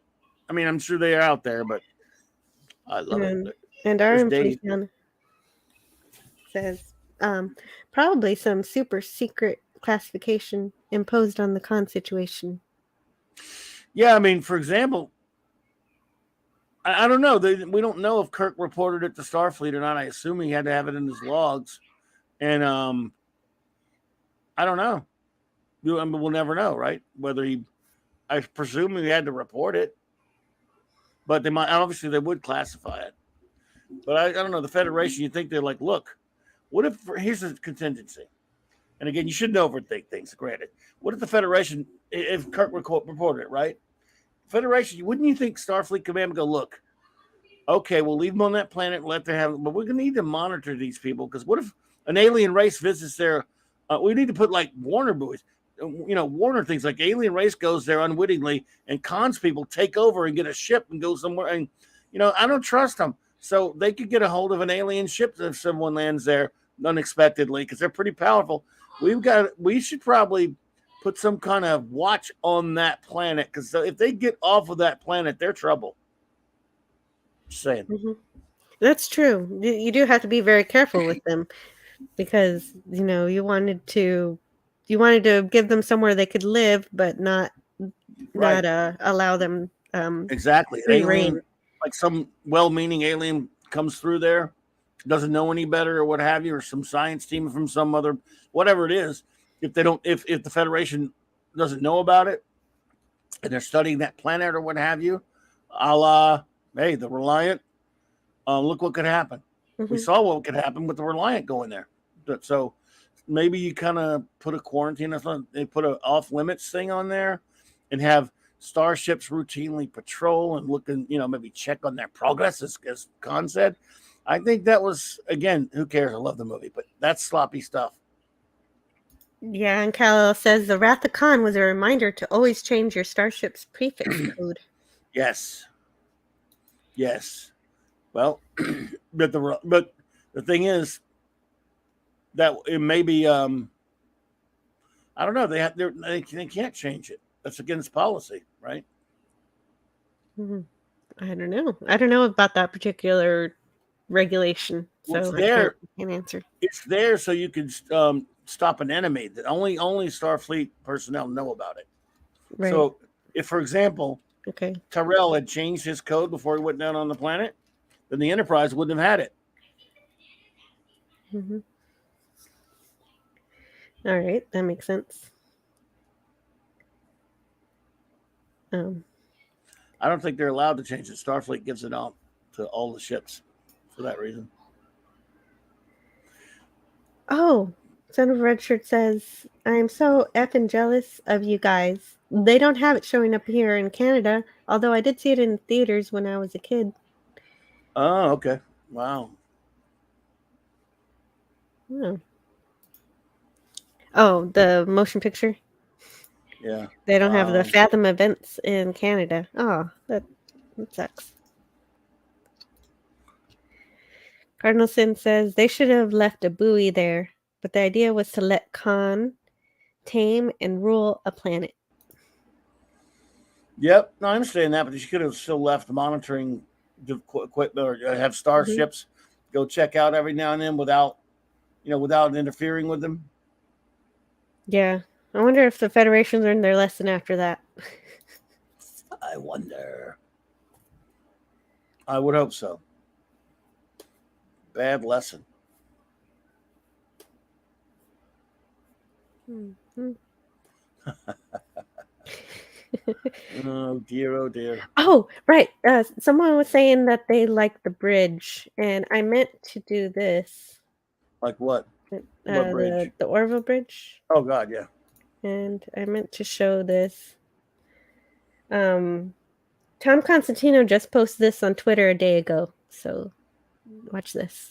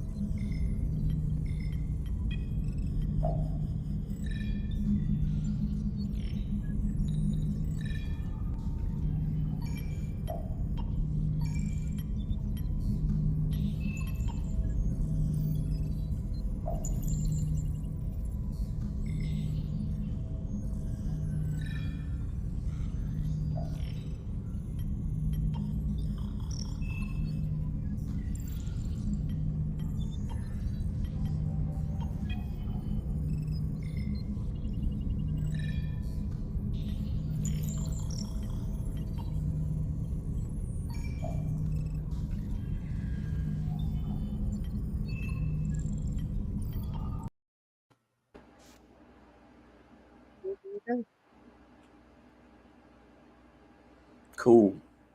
Yep, and Carlson agrees. Okay. And I love. Okay, let's see, where were we in the chat?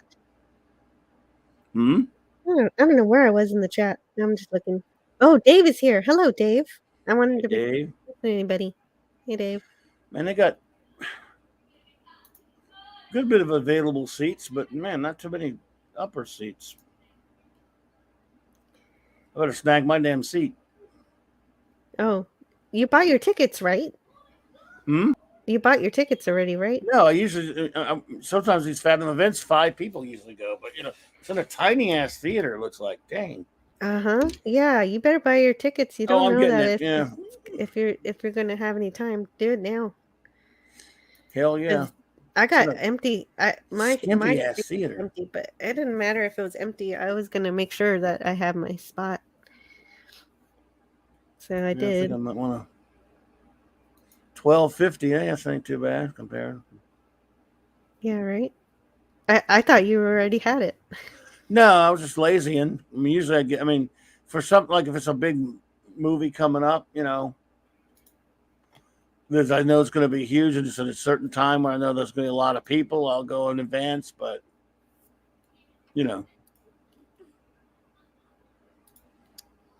Carnelson says, yeah, but with monitoring the planet, we would have had no Star Trek: The Wrath of Khan, and that would be a crime. It would be a crime indeed, sir. I'm right there on the same page with you. I'm totally there. Yep. So I'll take it. I will take it. Warts and all, as they say. Yeah. Why is the Orville not on Blu-ray yet? That I want to know because I have the DVDs and I want it on damn Blu-ray. I mean, I think they're gonna, since they've already done it this way, and I don't know. I think they'll probably just do a big DVD complete set after season 3, which is probably all we're gonna get. I hope not, but being pessimistic here, but yeah. Mm-hmm. Yeah, I'm hoping for some Blu-ray releases. That would be great. I'd buy them. Hey, So, yeah. Hulu, hey, make me some Blu-rays. I'm telling Hulu to make me some Blu-rays. Yeah.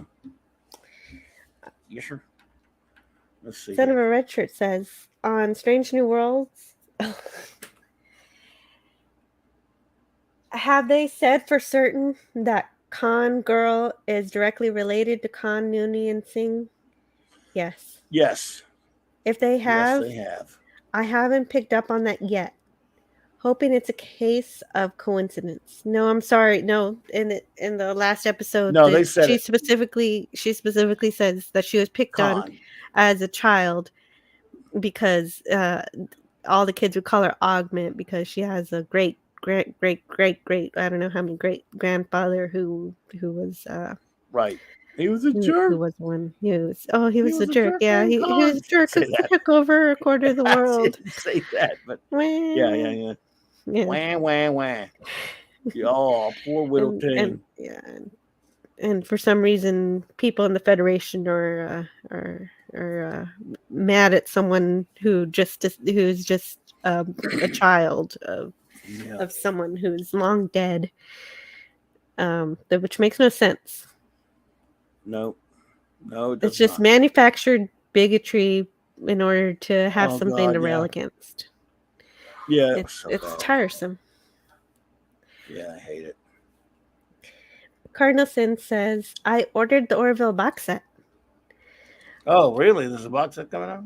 I'll convert them to 4K and let you know. There's a box set? You mean like the first 2 seasons and what have you? Oh, you bought the season separately?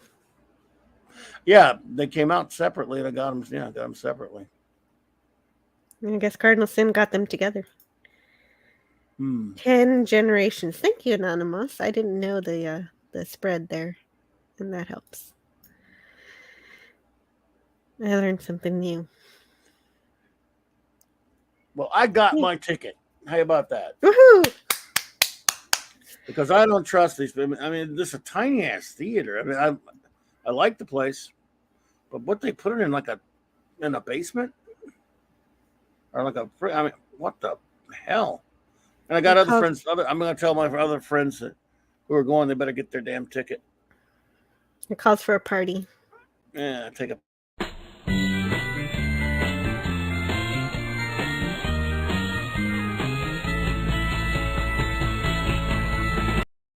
Well done.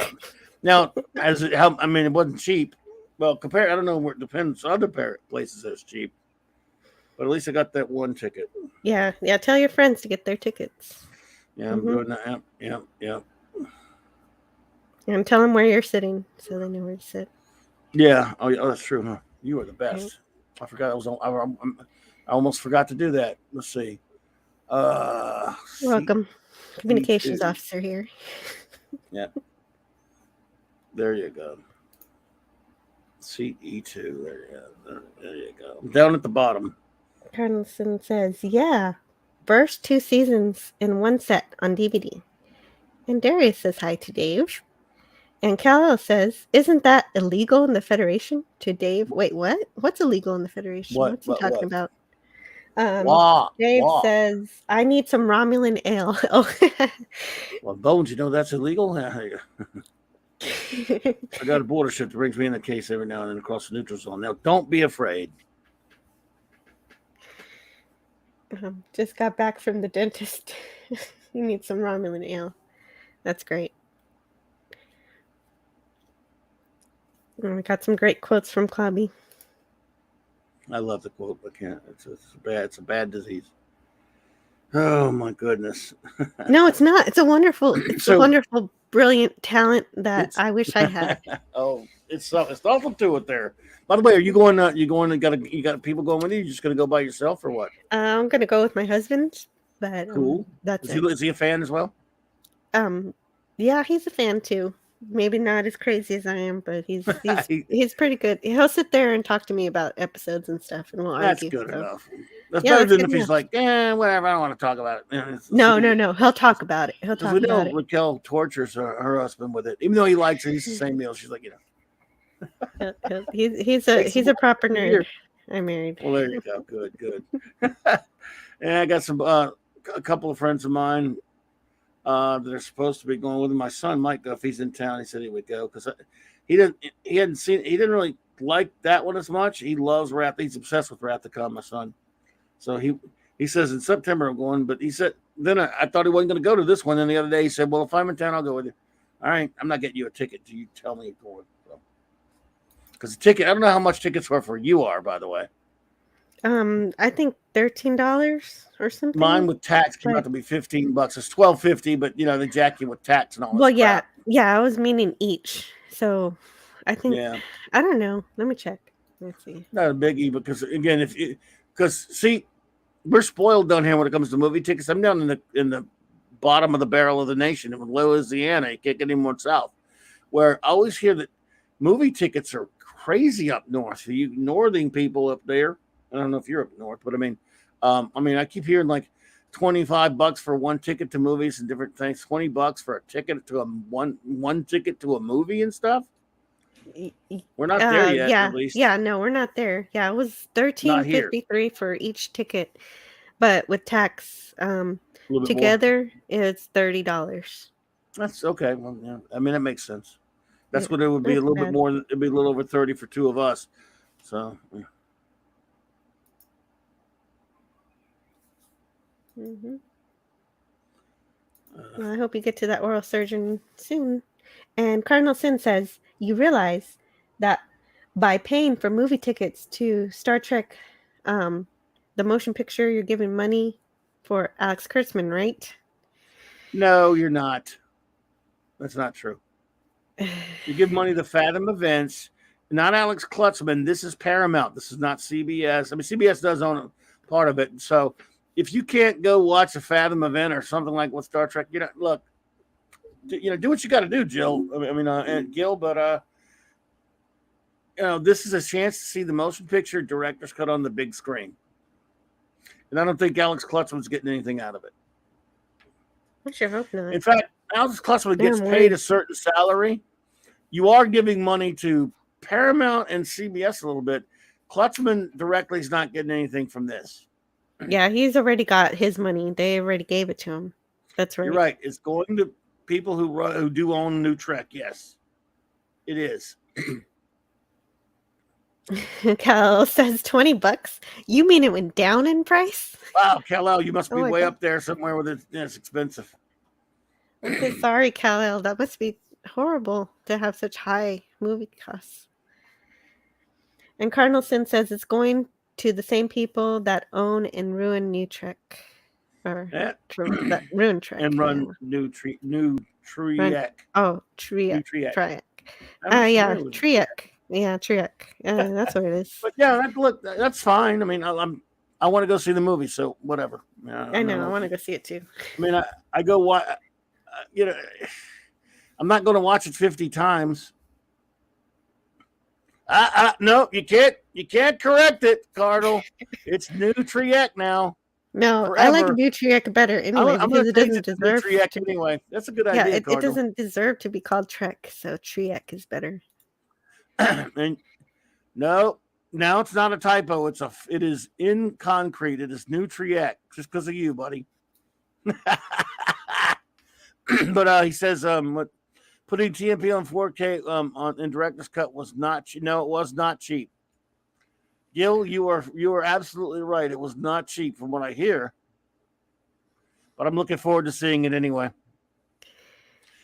Yeah, if it makes you feel any better, not many people are going to be going to see it. I know, right? I don't know how they can resist. It's all updated and stuff. I gotta go New Triek, and then I'm going to do it again in September. I'm going to go watch Wrath of Khan at the thing. Oh yeah, I did that a couple years ago or a year ago. I forget when. Yeah.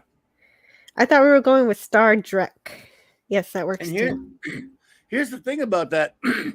I don't mind. Even though I hate those people, if I'm gonna like buy a Trek film or watch a Trek film on a big screen, I'm gonna pay for it. Even though I hate them, because you know something, at the end of the day, you can't patronize almost any business ever. Or if you look into who's behind it all, because it's almost always, especially if it's something like entertainment, there are going to be some horrible people that benefit from it. But just like if you stop off at a restaurant on somewhere, you don't it's a possibility of some really dirtbag people on that restaurant. I'm gonna eat anyway. That's right. That's right. If you and go look- back far enough, there's someone at the helm that you're not going to like. Yep. So Robert Wise's director's cut. I'm glad it's getting some. I'm glad it's going to be played, and I'm looking forward to seeing this. It's an experience to get to go see the motion picture on the big screen again. I've never seen the motion picture on the big screen. I got into Trek really late, and cool. I watched all the Star Trek movies, from home. So yeah, on TV. So this is gonna. I'm glad you're getting to see that. That's great. Yes, me too. That's great, man. It's something that's just I can't remember how many times I went to see the motion picture on the big screen in '79. I remember waiting for it. I bought the Marvel comic book adaptation, of course, the comics, and I wore that sucker out, Mm-hmm. and went to the theater. And yeah, because that's what you had in between the movies were books and comics. Books and comics. That was fun. It was fun back then when if a movie was coming out you were looking forward to, you could buy the comic. Hey. Oh. See? Yep. Hey, yeah, you're not a hypocrite. Too. You're not a hypocrite. I guess we all are then. Yeah.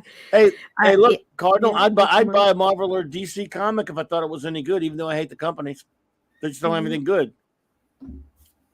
And those Eagle Moss ships, I don't blame you one bit, brother. Yeah, they're really well done. I used to go to a dollar theater all the time. There were second-run movie theaters. Yeah. Oh, yeah. Yeah, our local dollar theater just closed a year or two ago. Those it were was cool, a sad weren't they? day. Yeah, they were great. Dollar movies? Oh, yeah. Yeah. That's why they showed them events. Good. Mm-hmm. They showed old movies, but who cares? It was fun. That's why the Fathom events were so cool when they bring back old stuff. Mm-hmm. And Raymond Feliciano says, my ex-wife and I went to see TMP in 1979, and she fell asleep. Oh. I think the original theatrical cut, I would too. Like, I didn't like it until I saw the first the first edition, the first cut for the one that they released. There's a theatrical cut. There's a special edition. Then, of course, later, 20-something years later, they did a director's cut by the director's cut. That's the one I like. Right, the special edition that was made like for AB. When I bought the first VHS release of the motion picture, it was like $80 in 1981 or 2, whatever it was, and it was called a special edition because they'd added a few things into it, and then when it ran on ABC eventually, whatever it was, they added some more stuff, I guess. So, yeah. They always do that. The Wrath of Khan special, what they call the director's cut of Wrath of Khan, is little more than the ABC special edition with some added stuff in it. Yeah, there's so many different editions. I wouldn't know what I'm looking at then. Yeah. However, go ahead. No, I'm just going to say, however, the director's cut's the real deal. There's a lot of good added stuff. But go ahead. I'm sorry. Yes. Oh, I wanted to see what this Son of Redshirt says to Cardinal Sin. Don't beat yourself up for being a hypocrite, brother. You love Star Trek. So who really cares if Kurtzman gets 2 pennies of your money off a model? Your enjoyment of that far outweighs any worries about hypocrisy. Yeah. I mean, because look, is it true that, well, I mean, I don't know if anything goes directly to Klutz, but he gets paid like salary or whatever, but I don't know if he gets any percentage, but Cardinals are right. The idiot, the scumbags at Paramount and CBS will make money. But again, they can't let that take your enjoyment away. I mean, I say buy an Eagle Moss ship. I say go see a dumb Marvel movie. Now, what I don't do, because I hate Disney, I don't subscribe to Disney Plus. I use my daughter's codes to watch stuff on there, and I hardly even watch anything in there. But I'll go watch a Marvel movie one time maybe to review it, and I won't go back a bunch of times like I used to. I went to see, and even though it was Endgame pissed me off in a lot of ways, I went to see Endgame like 5-6 times. I went to see each Avengers movie before that 4, 5, 6 times. Captain America and some of those movies multiple times. I'm not going to do that anymore. Mm-hmm. And I bought their DVDs and Blu-rays. I'm not going to be. I would buy a 4K Blu-ray of the director's cut of the motion picture. But other than that, I don't really spend a lot of money on any of those people anymore. And I spend enough money on Star Trek over the years. Hell, they could just I'll watch their stupid shows for free, if you know what I mean. Yeah, and well, yes, I know what you mean. But largely you can get all your Star Trek stuff on eBay and stuff that you need. Oh yeah. Secondhand. Right. I guess And you can. Kal-El says, I only have one Eagle Moss ship, the USS Defiant from DS9. That is the only Eagle Moss ship I want. When I went to go look for it, it wasn't there. So I guess maybe it's there now. I don't know. I'll check later. Let's see.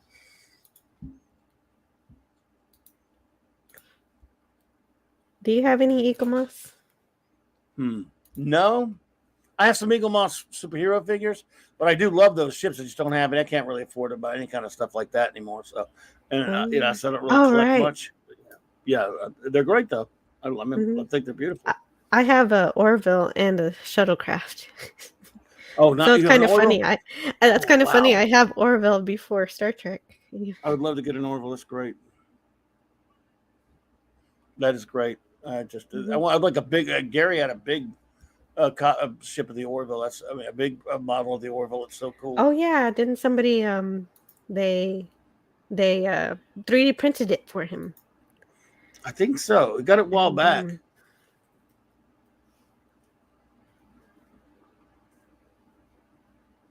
That's cool though. Oh yeah, that was stars going around a black hole. Because I was talking about the picture of the black hole that was taken a week ago or so. Mm-hmm. From all the different arrays all around the world got together to take that picture. Ew.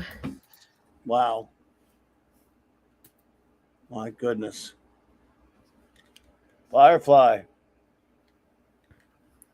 I have the Serenity. Well, you know what? That might be an Eagle Moss Serenity I have that you just showed there.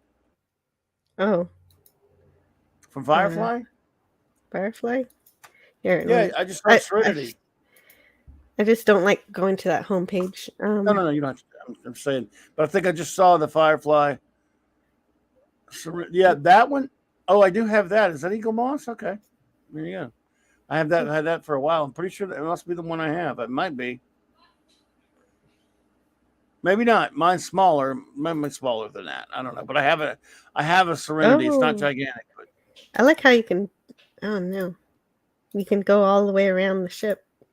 Oh yeah. I love that ship. I love that show. It's a shame we got screwed. Yeah, just one season of awesomeness and a movie. One movie that dumped all over it.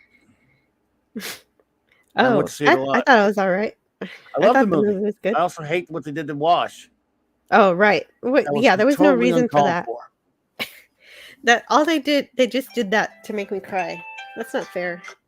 I went to see it. I mean, look, I was part of that big movement to get the movie made. I was in love with the show from the beginning, and the big brown coats movement. And when we finally got it at the theaters, I hated what they did to Moss, but I couldn't accept it. I mean, what they did to Wash, but I couldn't accept it. But I kept going back anyway.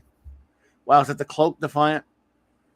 Oh yeah, it's out of stock, but yeah, it's cloaked. That's greatness. I like that. That's what I was thinking. Where's my cloaked Orville shuttle? Yep. They don't have that. I can't believe they allowed cloaks, those evil people. Now, that's another thing about the Federation. I'm like, you know what? You have the technology for cloaking. You should. There's nothing wrong with having cloak to be able to cloak your ship to protect yourself. So I hate that policy of the Federation. The what you call the Union doesn't have it. No, I don't know if the Orville has a cloaking device, though, does it? Or Not the Just Orville just the shuttle? itself, just the shuttles. Just the shuttles. I think it's silly. You should. I mean, you know, Klingons are running around with it. Romulans are running around with it. It's not like it's a weapon. You could use it to just be safe, to keep your ship safe. And there's nothing wrong with having a cloaking device. I don't know. And I love love Gene, and I know they had, what was an episode, the Pegasus coming up, whatever. Is that the one where that Riker's former captain wanted there to be the Defiant one's weird. Oh, the Defiant ones that came up. That's a good movie. Oh, was it? Yeah, classic. I just wanted Yeah. to Oh, yeah. Absolutely. You don't want an STD version. I think Jill knows what that looks like, though. R&B bought that thing. I'm like, ugh, dude, don't. It's ugly. It's ugly. It's ugly, that stupid STD version of the Enterprise. Oh no, why would I do that? I know that you wouldn't.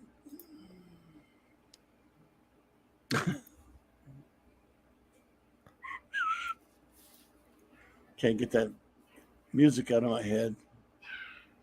Even the JJ Enterprise just looks like it's melting or something. Like, what's wrong with it? Yeah, I hate that shit.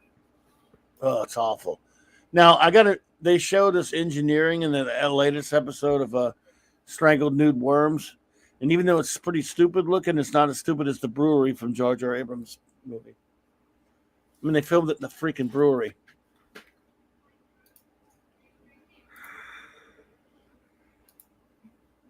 Sound medical advice.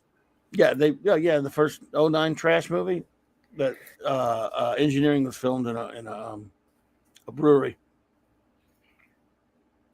Oh yeah, that's right. I remember that. Mm-hmm. That was the beginning of the tradition of filming in warehouses for J.J. Kurtzman Trek. Yeah. That's why the Strange New Worms phony prize is so enormous. Yeah. Strangled New Worms coming to a crappy app near you that nobody's going to be watching. Yeah. I hope that's true. I really don't know. You got the Rocinante recently. Cool. I bought a Vulcan ship from Eagle Moss, says Cardinal Sin, and found out when it got here that it was a disco era. Oh, sorry, it dude. Won't even fit on the stand. Good. I did get the Rocinante recently. It's not even fit to be a paperweight if it's from STD. No. One of the many reasons I hope that Playmobil. Yeah, did you get the Playmobil one, Cal? I know Retro Blasting got it, and our buddy Mark D got it. Mark D likes to remind us he's got it almost every time we see him. He's got that thing. It's nice. Look at that. I love it. Kal-El says to Cardinal Sin, that's one of the many reasons why I hope that Playmobil does a Defiant from DS9 one day with the same or better quality than the Enterprise that's out now. Wouldn't that be so cool with Little Worf and Cisco and Kira and all that? Tough little ship. Yeah, Defiant's pretty nice. My only problem with the Playmobil is that they have Spock smiling. Spock shouldn't be smiling. Yeah, that doesn't work. You know what a buddy of mine did with the model of the Defiant? Kal-El, I don't know if I told you this before, but are you familiar with the I'll let you do this first. Go ahead. Oh, Tiger Stripe says, "While I was happy that Trek was getting a reboot, TMP was a bit of a snore for me as well. It was just V'ger all over again, wasn't it?" I don't know. I love the Or movie, or so I you can't them. say. I love it. Yeah. Tiger Stripes, I love it. So what can I tell you? Well, I feel like I changed because I felt the same way as Tiger Stripes for a while until I rewatched it with the more appreciative eye. Yeah, Cal, did you buy it? No, he didn't get it. It is pretty. Yeah, it's pretty expensive. Cardinal, that Playmobil thing's pretty expensive. But Cal, a buddy of mine took the Defiant, and well, you familiar with the Shatner books about Kirk, the Kirk books where he comes back to with he and Garfield, Judith Reed Stevens, where they, Star Trek: The Return, and he did a bunch of other books. Are you familiar with those, Jill? There's a lot of books I haven't read, and those are some of them that I haven't read. I like those, but you're familiar with it. You know what they are, right? You're familiar with Yeah. them. You know they exist. Okay. Yeah. Oh, well, in those books, in a book called let's see. The first one was The Ashes of Eden, but that's just a different story. But the second one started like Star Trek: The Return, where Kirk is brought back in Picard's time, and he's alive, and he's brought back to life. Anyway, long convoluted story. They did a bunch of books that take place with the Kirk living in that time. And anyway, I won't go in. I won't spoiler how he gets brought back or whatever. But anyway, he's back, and either that one or the one called Star Trek Avenger, the second one. Something's going on with the Borg or whatever, and this is in between when Enterprise D and Enterprise E, and so the Federation made another Defiant class ship, and they painted it black, and they used it for Picard to go and Kirk to go on some mission or something like that, and they called it the Avenger, I think. And a friend of mine took that model and painted it all black. That the Valiant one, based on that. Fans, huh? Wow, that's incredible. Yeah, the imagination Look pretty cool. on fans are sometimes better than the creators. Of course. I think that was Avenger. I need a minute. Gotcha. But I think that was Avenger, Cal. I don't know if you're familiar with those books. I like those Shatner books. I actually like the Shatner books. I don't know. I mean, maybe it's just me. I enjoyed them. In fact, if you get, we got the audio books of the time. It's Shatner reading them, so it's him playing Kirk. Of course, it's him doing Picard's voice too, and all this other stuff. That's kind of funny. Yeah, but they're good though. I enjoy them. Yeah, I'd love to listen to those. I don't know what I did with all of mine. I actually have the books as well, but I've got the audio books, and used to ride around listening to all the time. They're not abridged, and yeah, they're good fun. And again, it's Kirk being alive and buddies with Picard. Wow, that's pretty incredible. Yeah, it's pretty cool.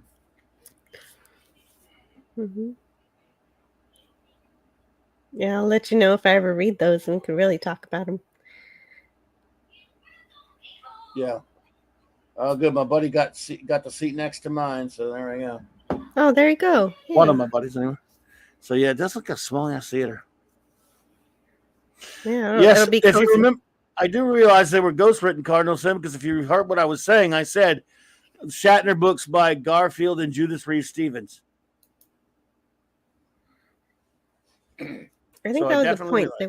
They wanted it to sound like a TOS episode. They kept naming episodes so that they sound like TOS episodes. Yeah. Huh?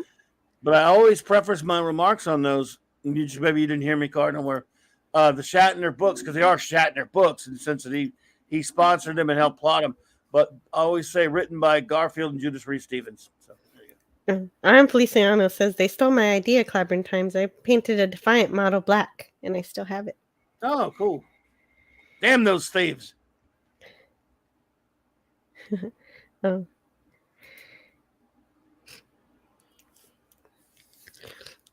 And Tiger Stripe says that she's watched 0 episodes of New Trek. Good for you. Good job. That's awesome.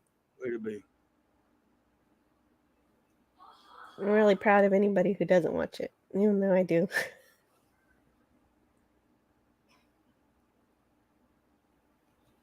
Indeed. And Kal-El's read only one Shatner book where Cook was resurrected as a Borg. That was pretty good. Spoilered it. That's called The Return, by the way.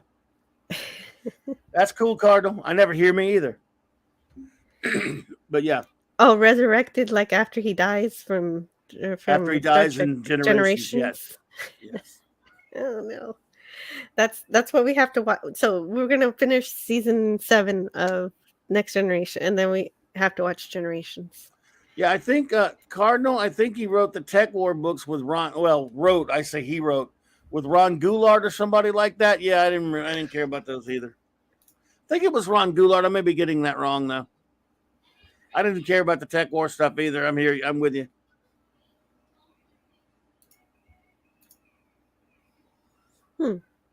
Yeah.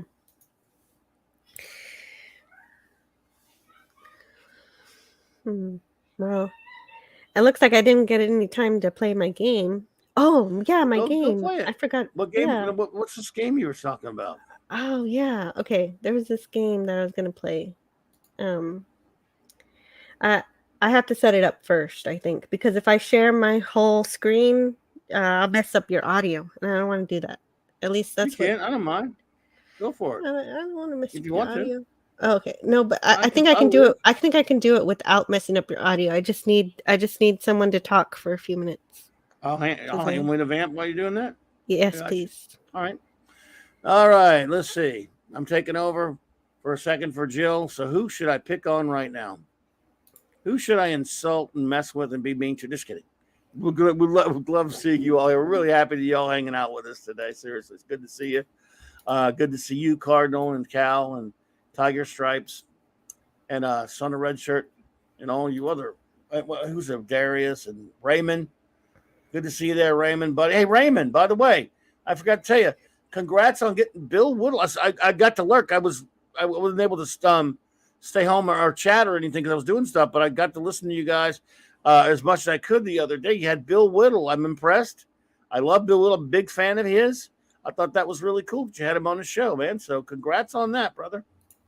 Good score. He's a great fellow. I really like Whittle a lot, man. So well done, buddy. And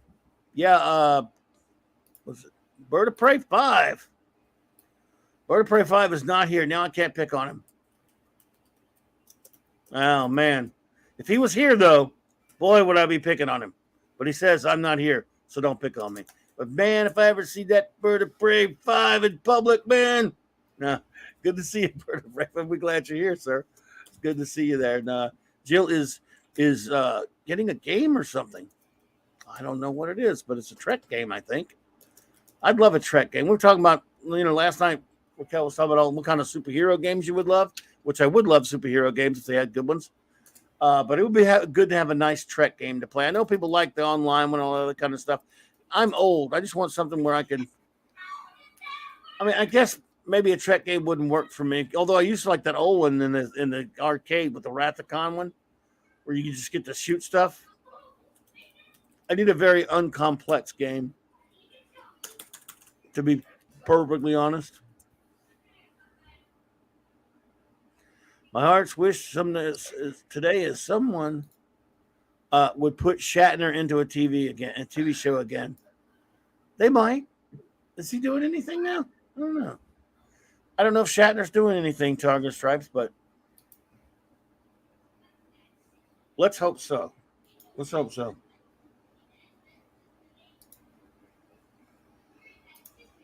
Let's hope so. So, there we go. What's that? There's data. Is this an older game, I wonder? Or, we'll find out. Oh my God, number one. I'm a CG video game. Make a show. Well, sir, I'm detecting strong readings of video games. We're actually like flatter now. Oh, my dear. Tea Earl Grey hot. Oh, no. I'll have to get that to my quarters. Oh, dear. Hey, turn the TV on and see what's watching. Let's see what's on there tonight. What is that ship? Is that a... Wait a minute. What kind of ship is that? The one I don't think I've ever seen it before. Hey, can you hear? Can you hear anything from the game? No. If you're sharing that on a video thing, you have, sometimes when you do the share, you have to click share audio. I did, but it didn't. Dang it. Oh well. No, wasn't hearing anything at all. What's that from? 1995. Okay.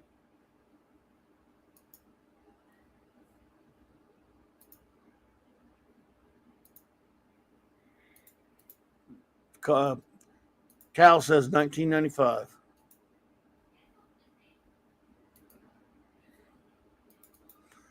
Son of Red Shirt says they might catch that show, that Shatner's TV show, The Shite My Dad Says. My dad, it only lasted a few episodes. They said, yeah, I've heard of it. I never saw it. Pop culture curators there.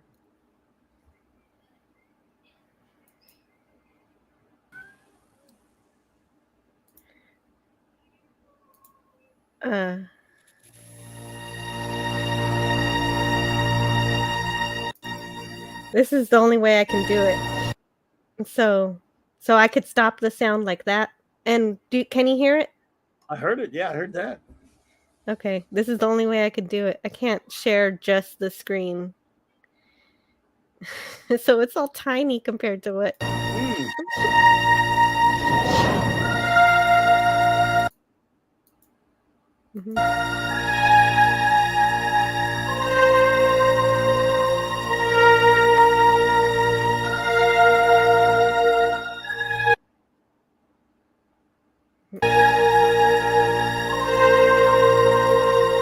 Space, the final frontier.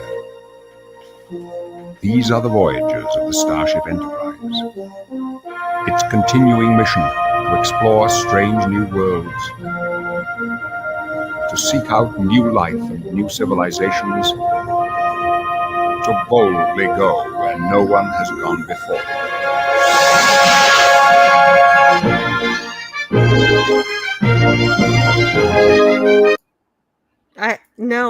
I can't make it any bigger. I can't. The only way I can make it bigger is to cut out the sound because I can't share. No, I don't know.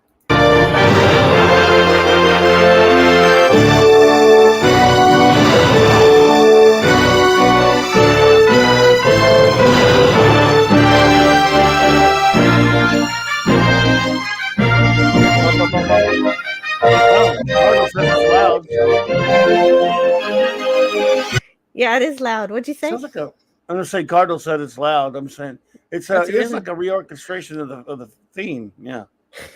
By the way, Cardinal got his ticket. All right. Congratulations, Cardinal, for getting your ticket. Dude, the only one in the theater. Well, you'll have the whole theater to yourself. I wish I could make it bigger. I need to figure out how to make it bigger. We'll have to get huh? Our engineer. Yeah. Well, I'll work on it.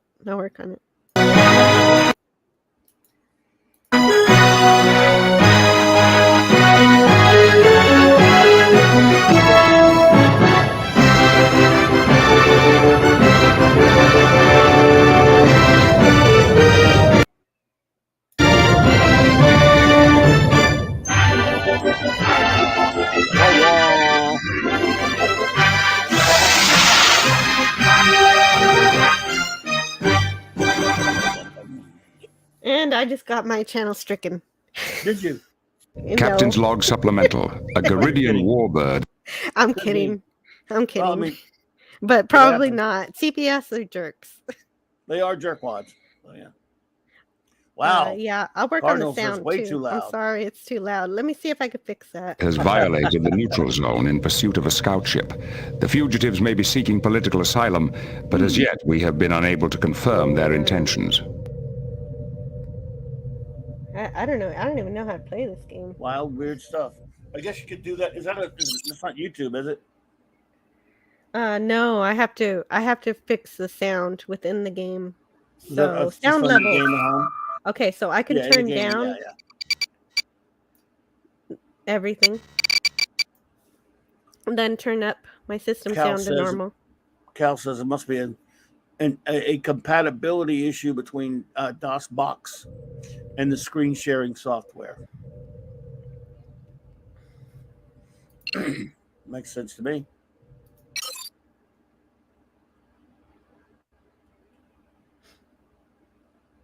Makes sense to me. Yep. Huh. Well, it happens. You'll get it worked out, and because you know that sort of thing, you know computers and stuff. You'll get it worked out. Yeah, I'll figure it out. Geridian warbird violated the neutral zone. Oh my god. Oh no. They're seeking political asylum. I don't know. It's always something, number one. I don't even know how to click off of this thing. It's not working.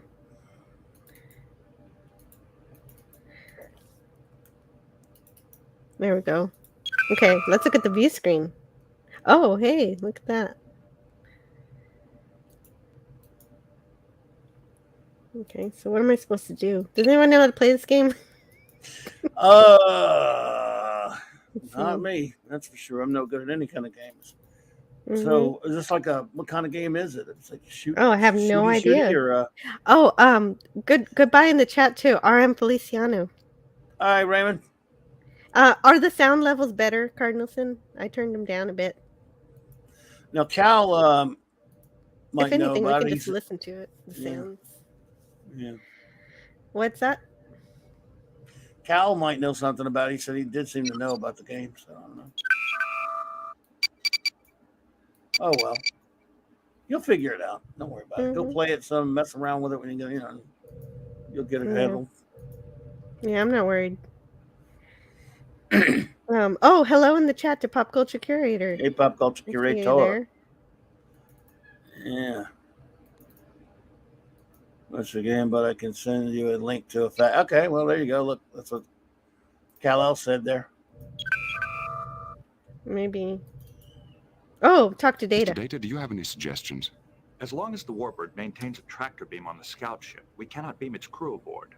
However, if we maneuvered the Enterprise between the ships, we could temporarily disrupt the tractor beam. We will have to drop our shields to use the transporter. Are they using just like lines from the show or what?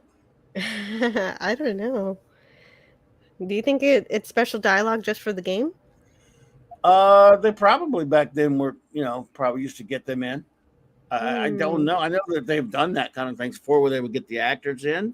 They've done it with, this is a whole scene filmed of Kirk as a big time admiral done like in the late 90s or something in uniform, which technically is the last time he played Kirk. Wow. From a video game. I don't remember the name of the video game. That's cool. What do you think I should do? Should I let's do it. We'll have to take that risk. Make it so.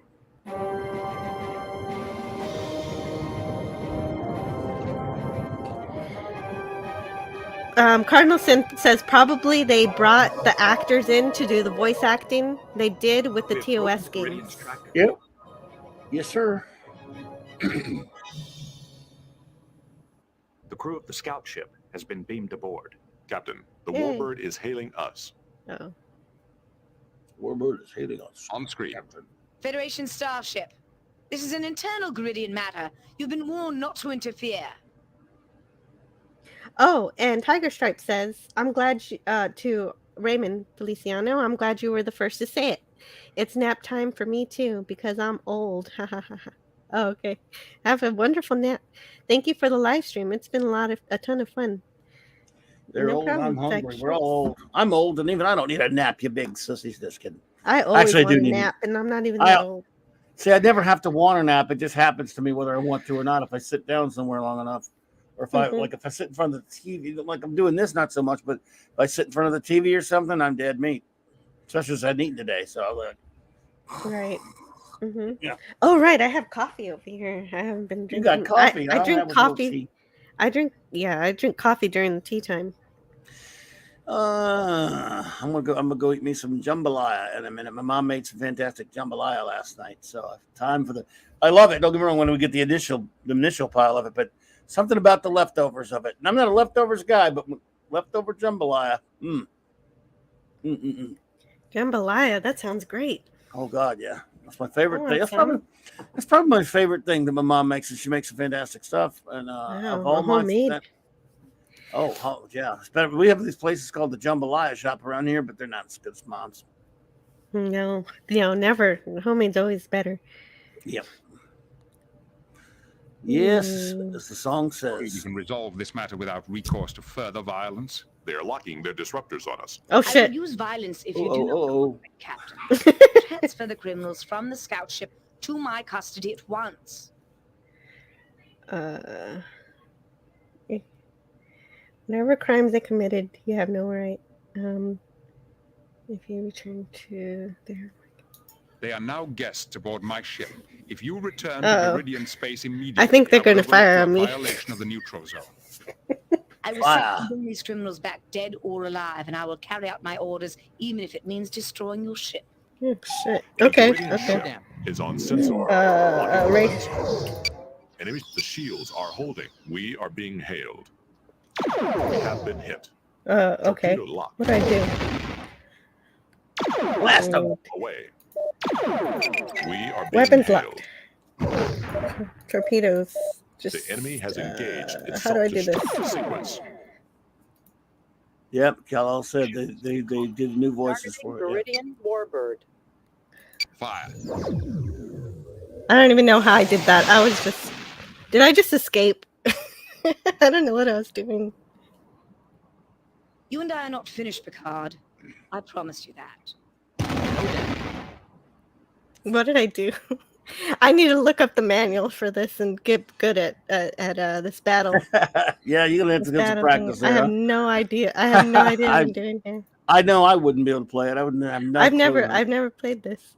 Anyway, Cardinal Sin says, actually, from a culinary point of view, the spices have more of a chance to mix with the ingredients. So many dishes are better after the initial serving, after refrigeration. I found that too. Cardinal Sin is not only a science officer, he's a chef. Yeah, right. Well done, Card. I'm with you. I think I broke the game. Oh, no. Yeah, you destroyed us. I did. Oh, my God. Shields up, number one. I'm fired. Okay. You are fired. I'm going to learn how to play this game properly and come back to this another day. I'm so glad I tried that, though. Yeah, go do some practice in there for you. Yeah, I definitely need a ton of practice. There we go. Yes. And it's very clear I've never played that game. So next time I play that, I'll have it at full screen and I'll know how to battle. Indeedishness. You'll be there. Well, we know they brought back Majel Barrett because she never said that in the series. Yeah, so they probably did. They probably did bring back. Oh, all of them were brought cool. back. Yeah, all of them were. Just like you surmised. Mm-hmm. Yeah. And at this point, I think I need to go do stuff. Yeah, I want to go eat some. But man, it's been fun. Man, look how young Gil is. I know, in that right? picture, man. Gil, dude. Young drummer Gil. 19 in that pic, dude. Yes. Oh man. Hey, Gil, feel better, buddy. By the way, I know you see the toothache and stuff. I hope you're okay, man. Feel better. So, Clobby, what do you have going on your channel? Well, nothing. I mean, tonight I'll probably go on and hang out with Nick at his comic shop, of course. But other than comic shop talk, but other than that, tomorrow night, as you know, the big Saturday night Star Trek, 9 p.m. Central Standard Time. Oh, you reminded me. 4 more episodes. I watched Phantasm, but I still need to watch the rest. Yeah, I haven't watched them. I haven't watched mine yet. I usually have them done by Tuesday or Wednesday. But I want to watch. I don't care about us watching Orville reruns, and I'm almost to the end of binging that. But I need to stop, slow down, huh? But yes, so that's you still got less than 2 weeks, so you can slow down a bit. And There you go. Carlson says, "Thanks, guys. I'm feeling better now that the pain pills have kicked in." Oh yeah, you said you don't Oh, have good. you don't feel your back pain, which is very good. Well, good. And, Good to know, bud. And you got 1K on your channel. Yeah, he's who? He did? Cardinal Sin, yeah. He got Did he 1K hit 1K? subscribers. Yeah. Oh, I did not. When was that? Oh yeah, was that recently? Yes, very recently. So many of our friends hit. I can't keep up with who's hitting it. But well done, congrats, Cardi. But he's referring to the movie Phantasm. She in this case is referring to the TNG episode Phantasms. But yes, the movie Phantasm in 4K. I got a buddy of mine who also who was obsessed with that movie. Who has it as well at 4K. And also subscribe to Pop Culture Curator. Yes, sir. Indeed. Yes, indeed. He goes around LA and he drives around to filming locations and shows those off. Yeah, and then he just had a stream about makeup effects. Just having opinions on different makeup effects and different shows. I didn't even know he had a channel. I didn't realize till you just told me. I will definitely sub to that. Yeah, it's pretty nice. Yeah, great, man. Fun stuff. Okay, well, I got to find that. Click on that link and sub it. Then I did not, and then I will promote it too. So there we go.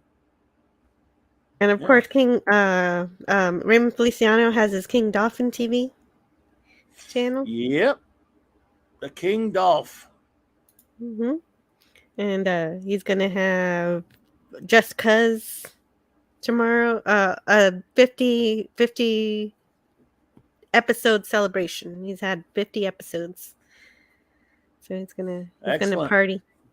Any excuse to party. That's right. Yeah. And thank you for being here, son of a red shirt, and Kal-El. Kal-El is so awesome. Indeed, Kal-El rocks.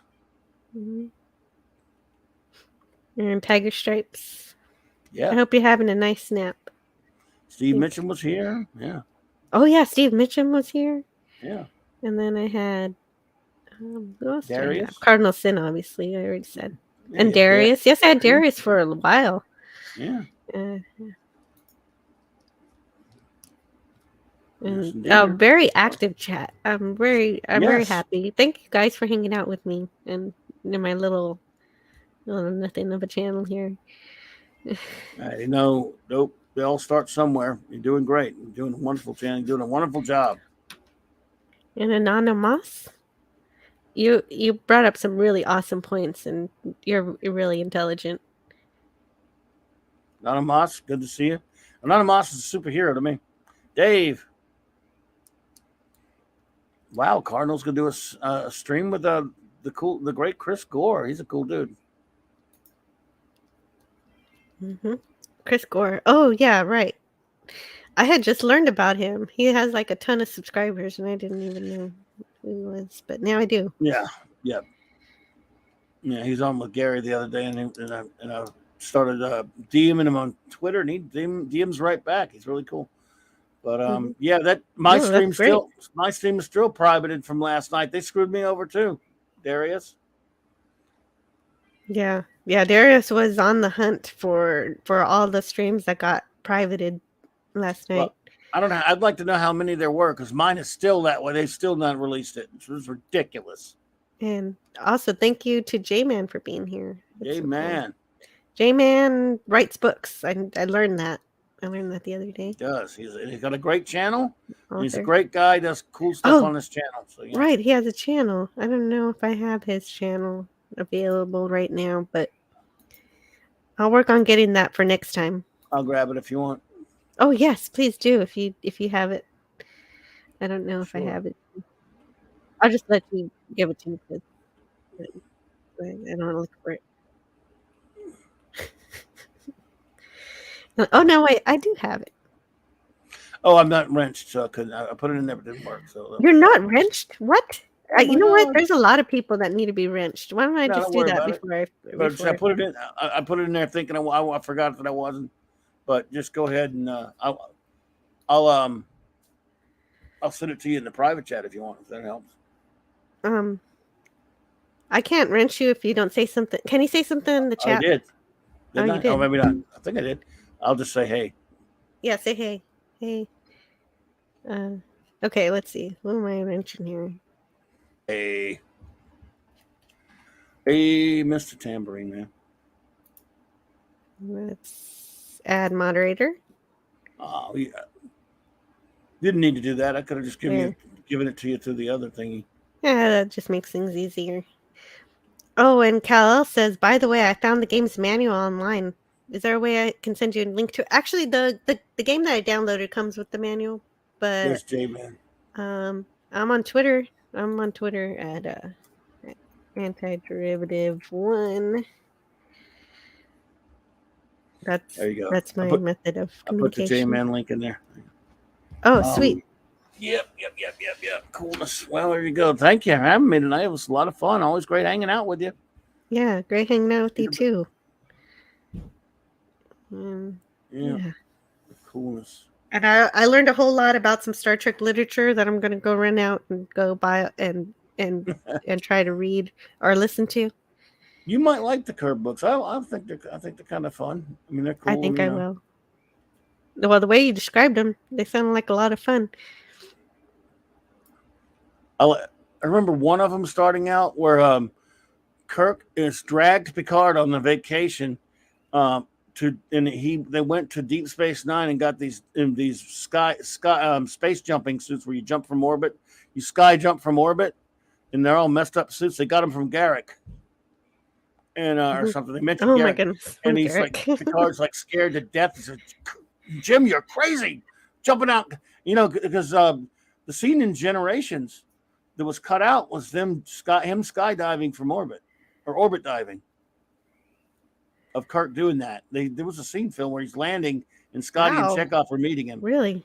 Yeah. And so they have him dragging Picard into doing that and some stuff. There was Captain's Peril, I think that one was. It was one of the later ones, but yeah. They have a whole Mirror Universe saga that they did. But I don't like them messing with the Mirror Universe, but it was okay. With Regent Picard and all that kind of stuff. But anyway. Oh, well, I'd like a good Mirror Universe story sometimes. You might like that one. And well, it's got, it takes in TNG time, but Kirk's in it as well, So. I really like the first Mirror episode on Deep Space Nine. I don't know about the following ones, but Mirror Darkly, the first one I like. I mean, whatever. Yeah, I hated that one personally because I don't like anyone touching my beloved Mirror Universe. But I hear you. DS9 went to it too many times.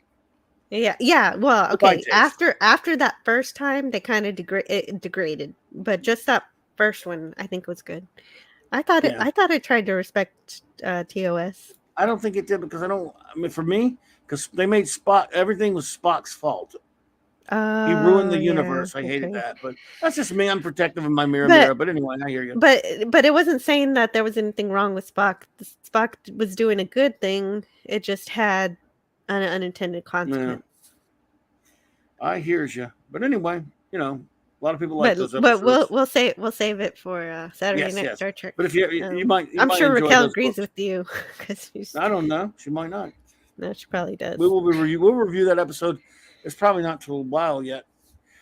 Well, not for a while yet, though. Thank you, son of a red shirt. I don't know about that, but thanks.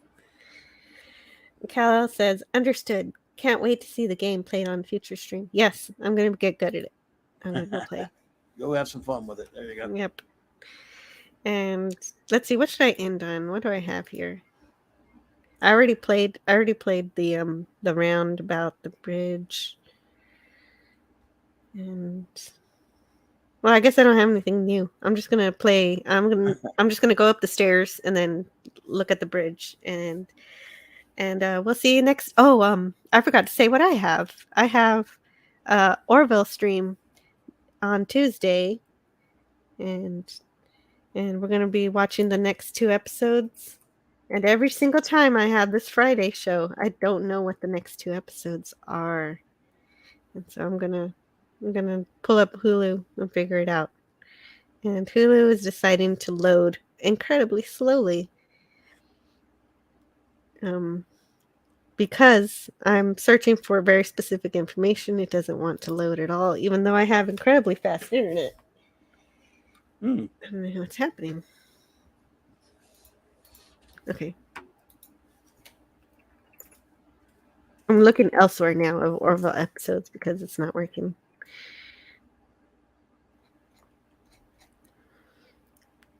Weird. Okay, so I saw Blood of Patriots. The next episode we're going to be reviewing on Tuesday with Pop Culture Curator is going to be Lasting Impressions and Sanctuary. Lasting Impressions, the crew of the Orville opens a time capsule from the year 2015. Oh, and Gordon finds love in an unexpected place. Nice. Oh, yeah, I remember that. Oh, yeah. I seen that a long time ago. And then Sanctuary, when two Mocklins board the Orville, they bring a secret that threatens the planetary union. So a new Mocklin episode. And so that's great. That's a great week. So I only have 2 more reviews before season 3 comes, because after the review next Tuesday, this coming Tuesday, the following Tuesday is going to be the last season 2 review tomorrow and tomorrow and tomorrow, and The Road Not Taken. So that one's going to be exciting. I have to do something special for that episode. Indeed. There you go. And well, yeah. Great stuff. Yep. Excellent. And Cal understands. And Anonymous just got finished watching season 2 again. So I'm going to leave you with a little bit of the bridge, the stairs and the bridge. And I'll see you guys on Tuesday. See you at Saturday Night Star Trek. See you all over YouTube with all our friends. Take care, everyone. Yes. See you later.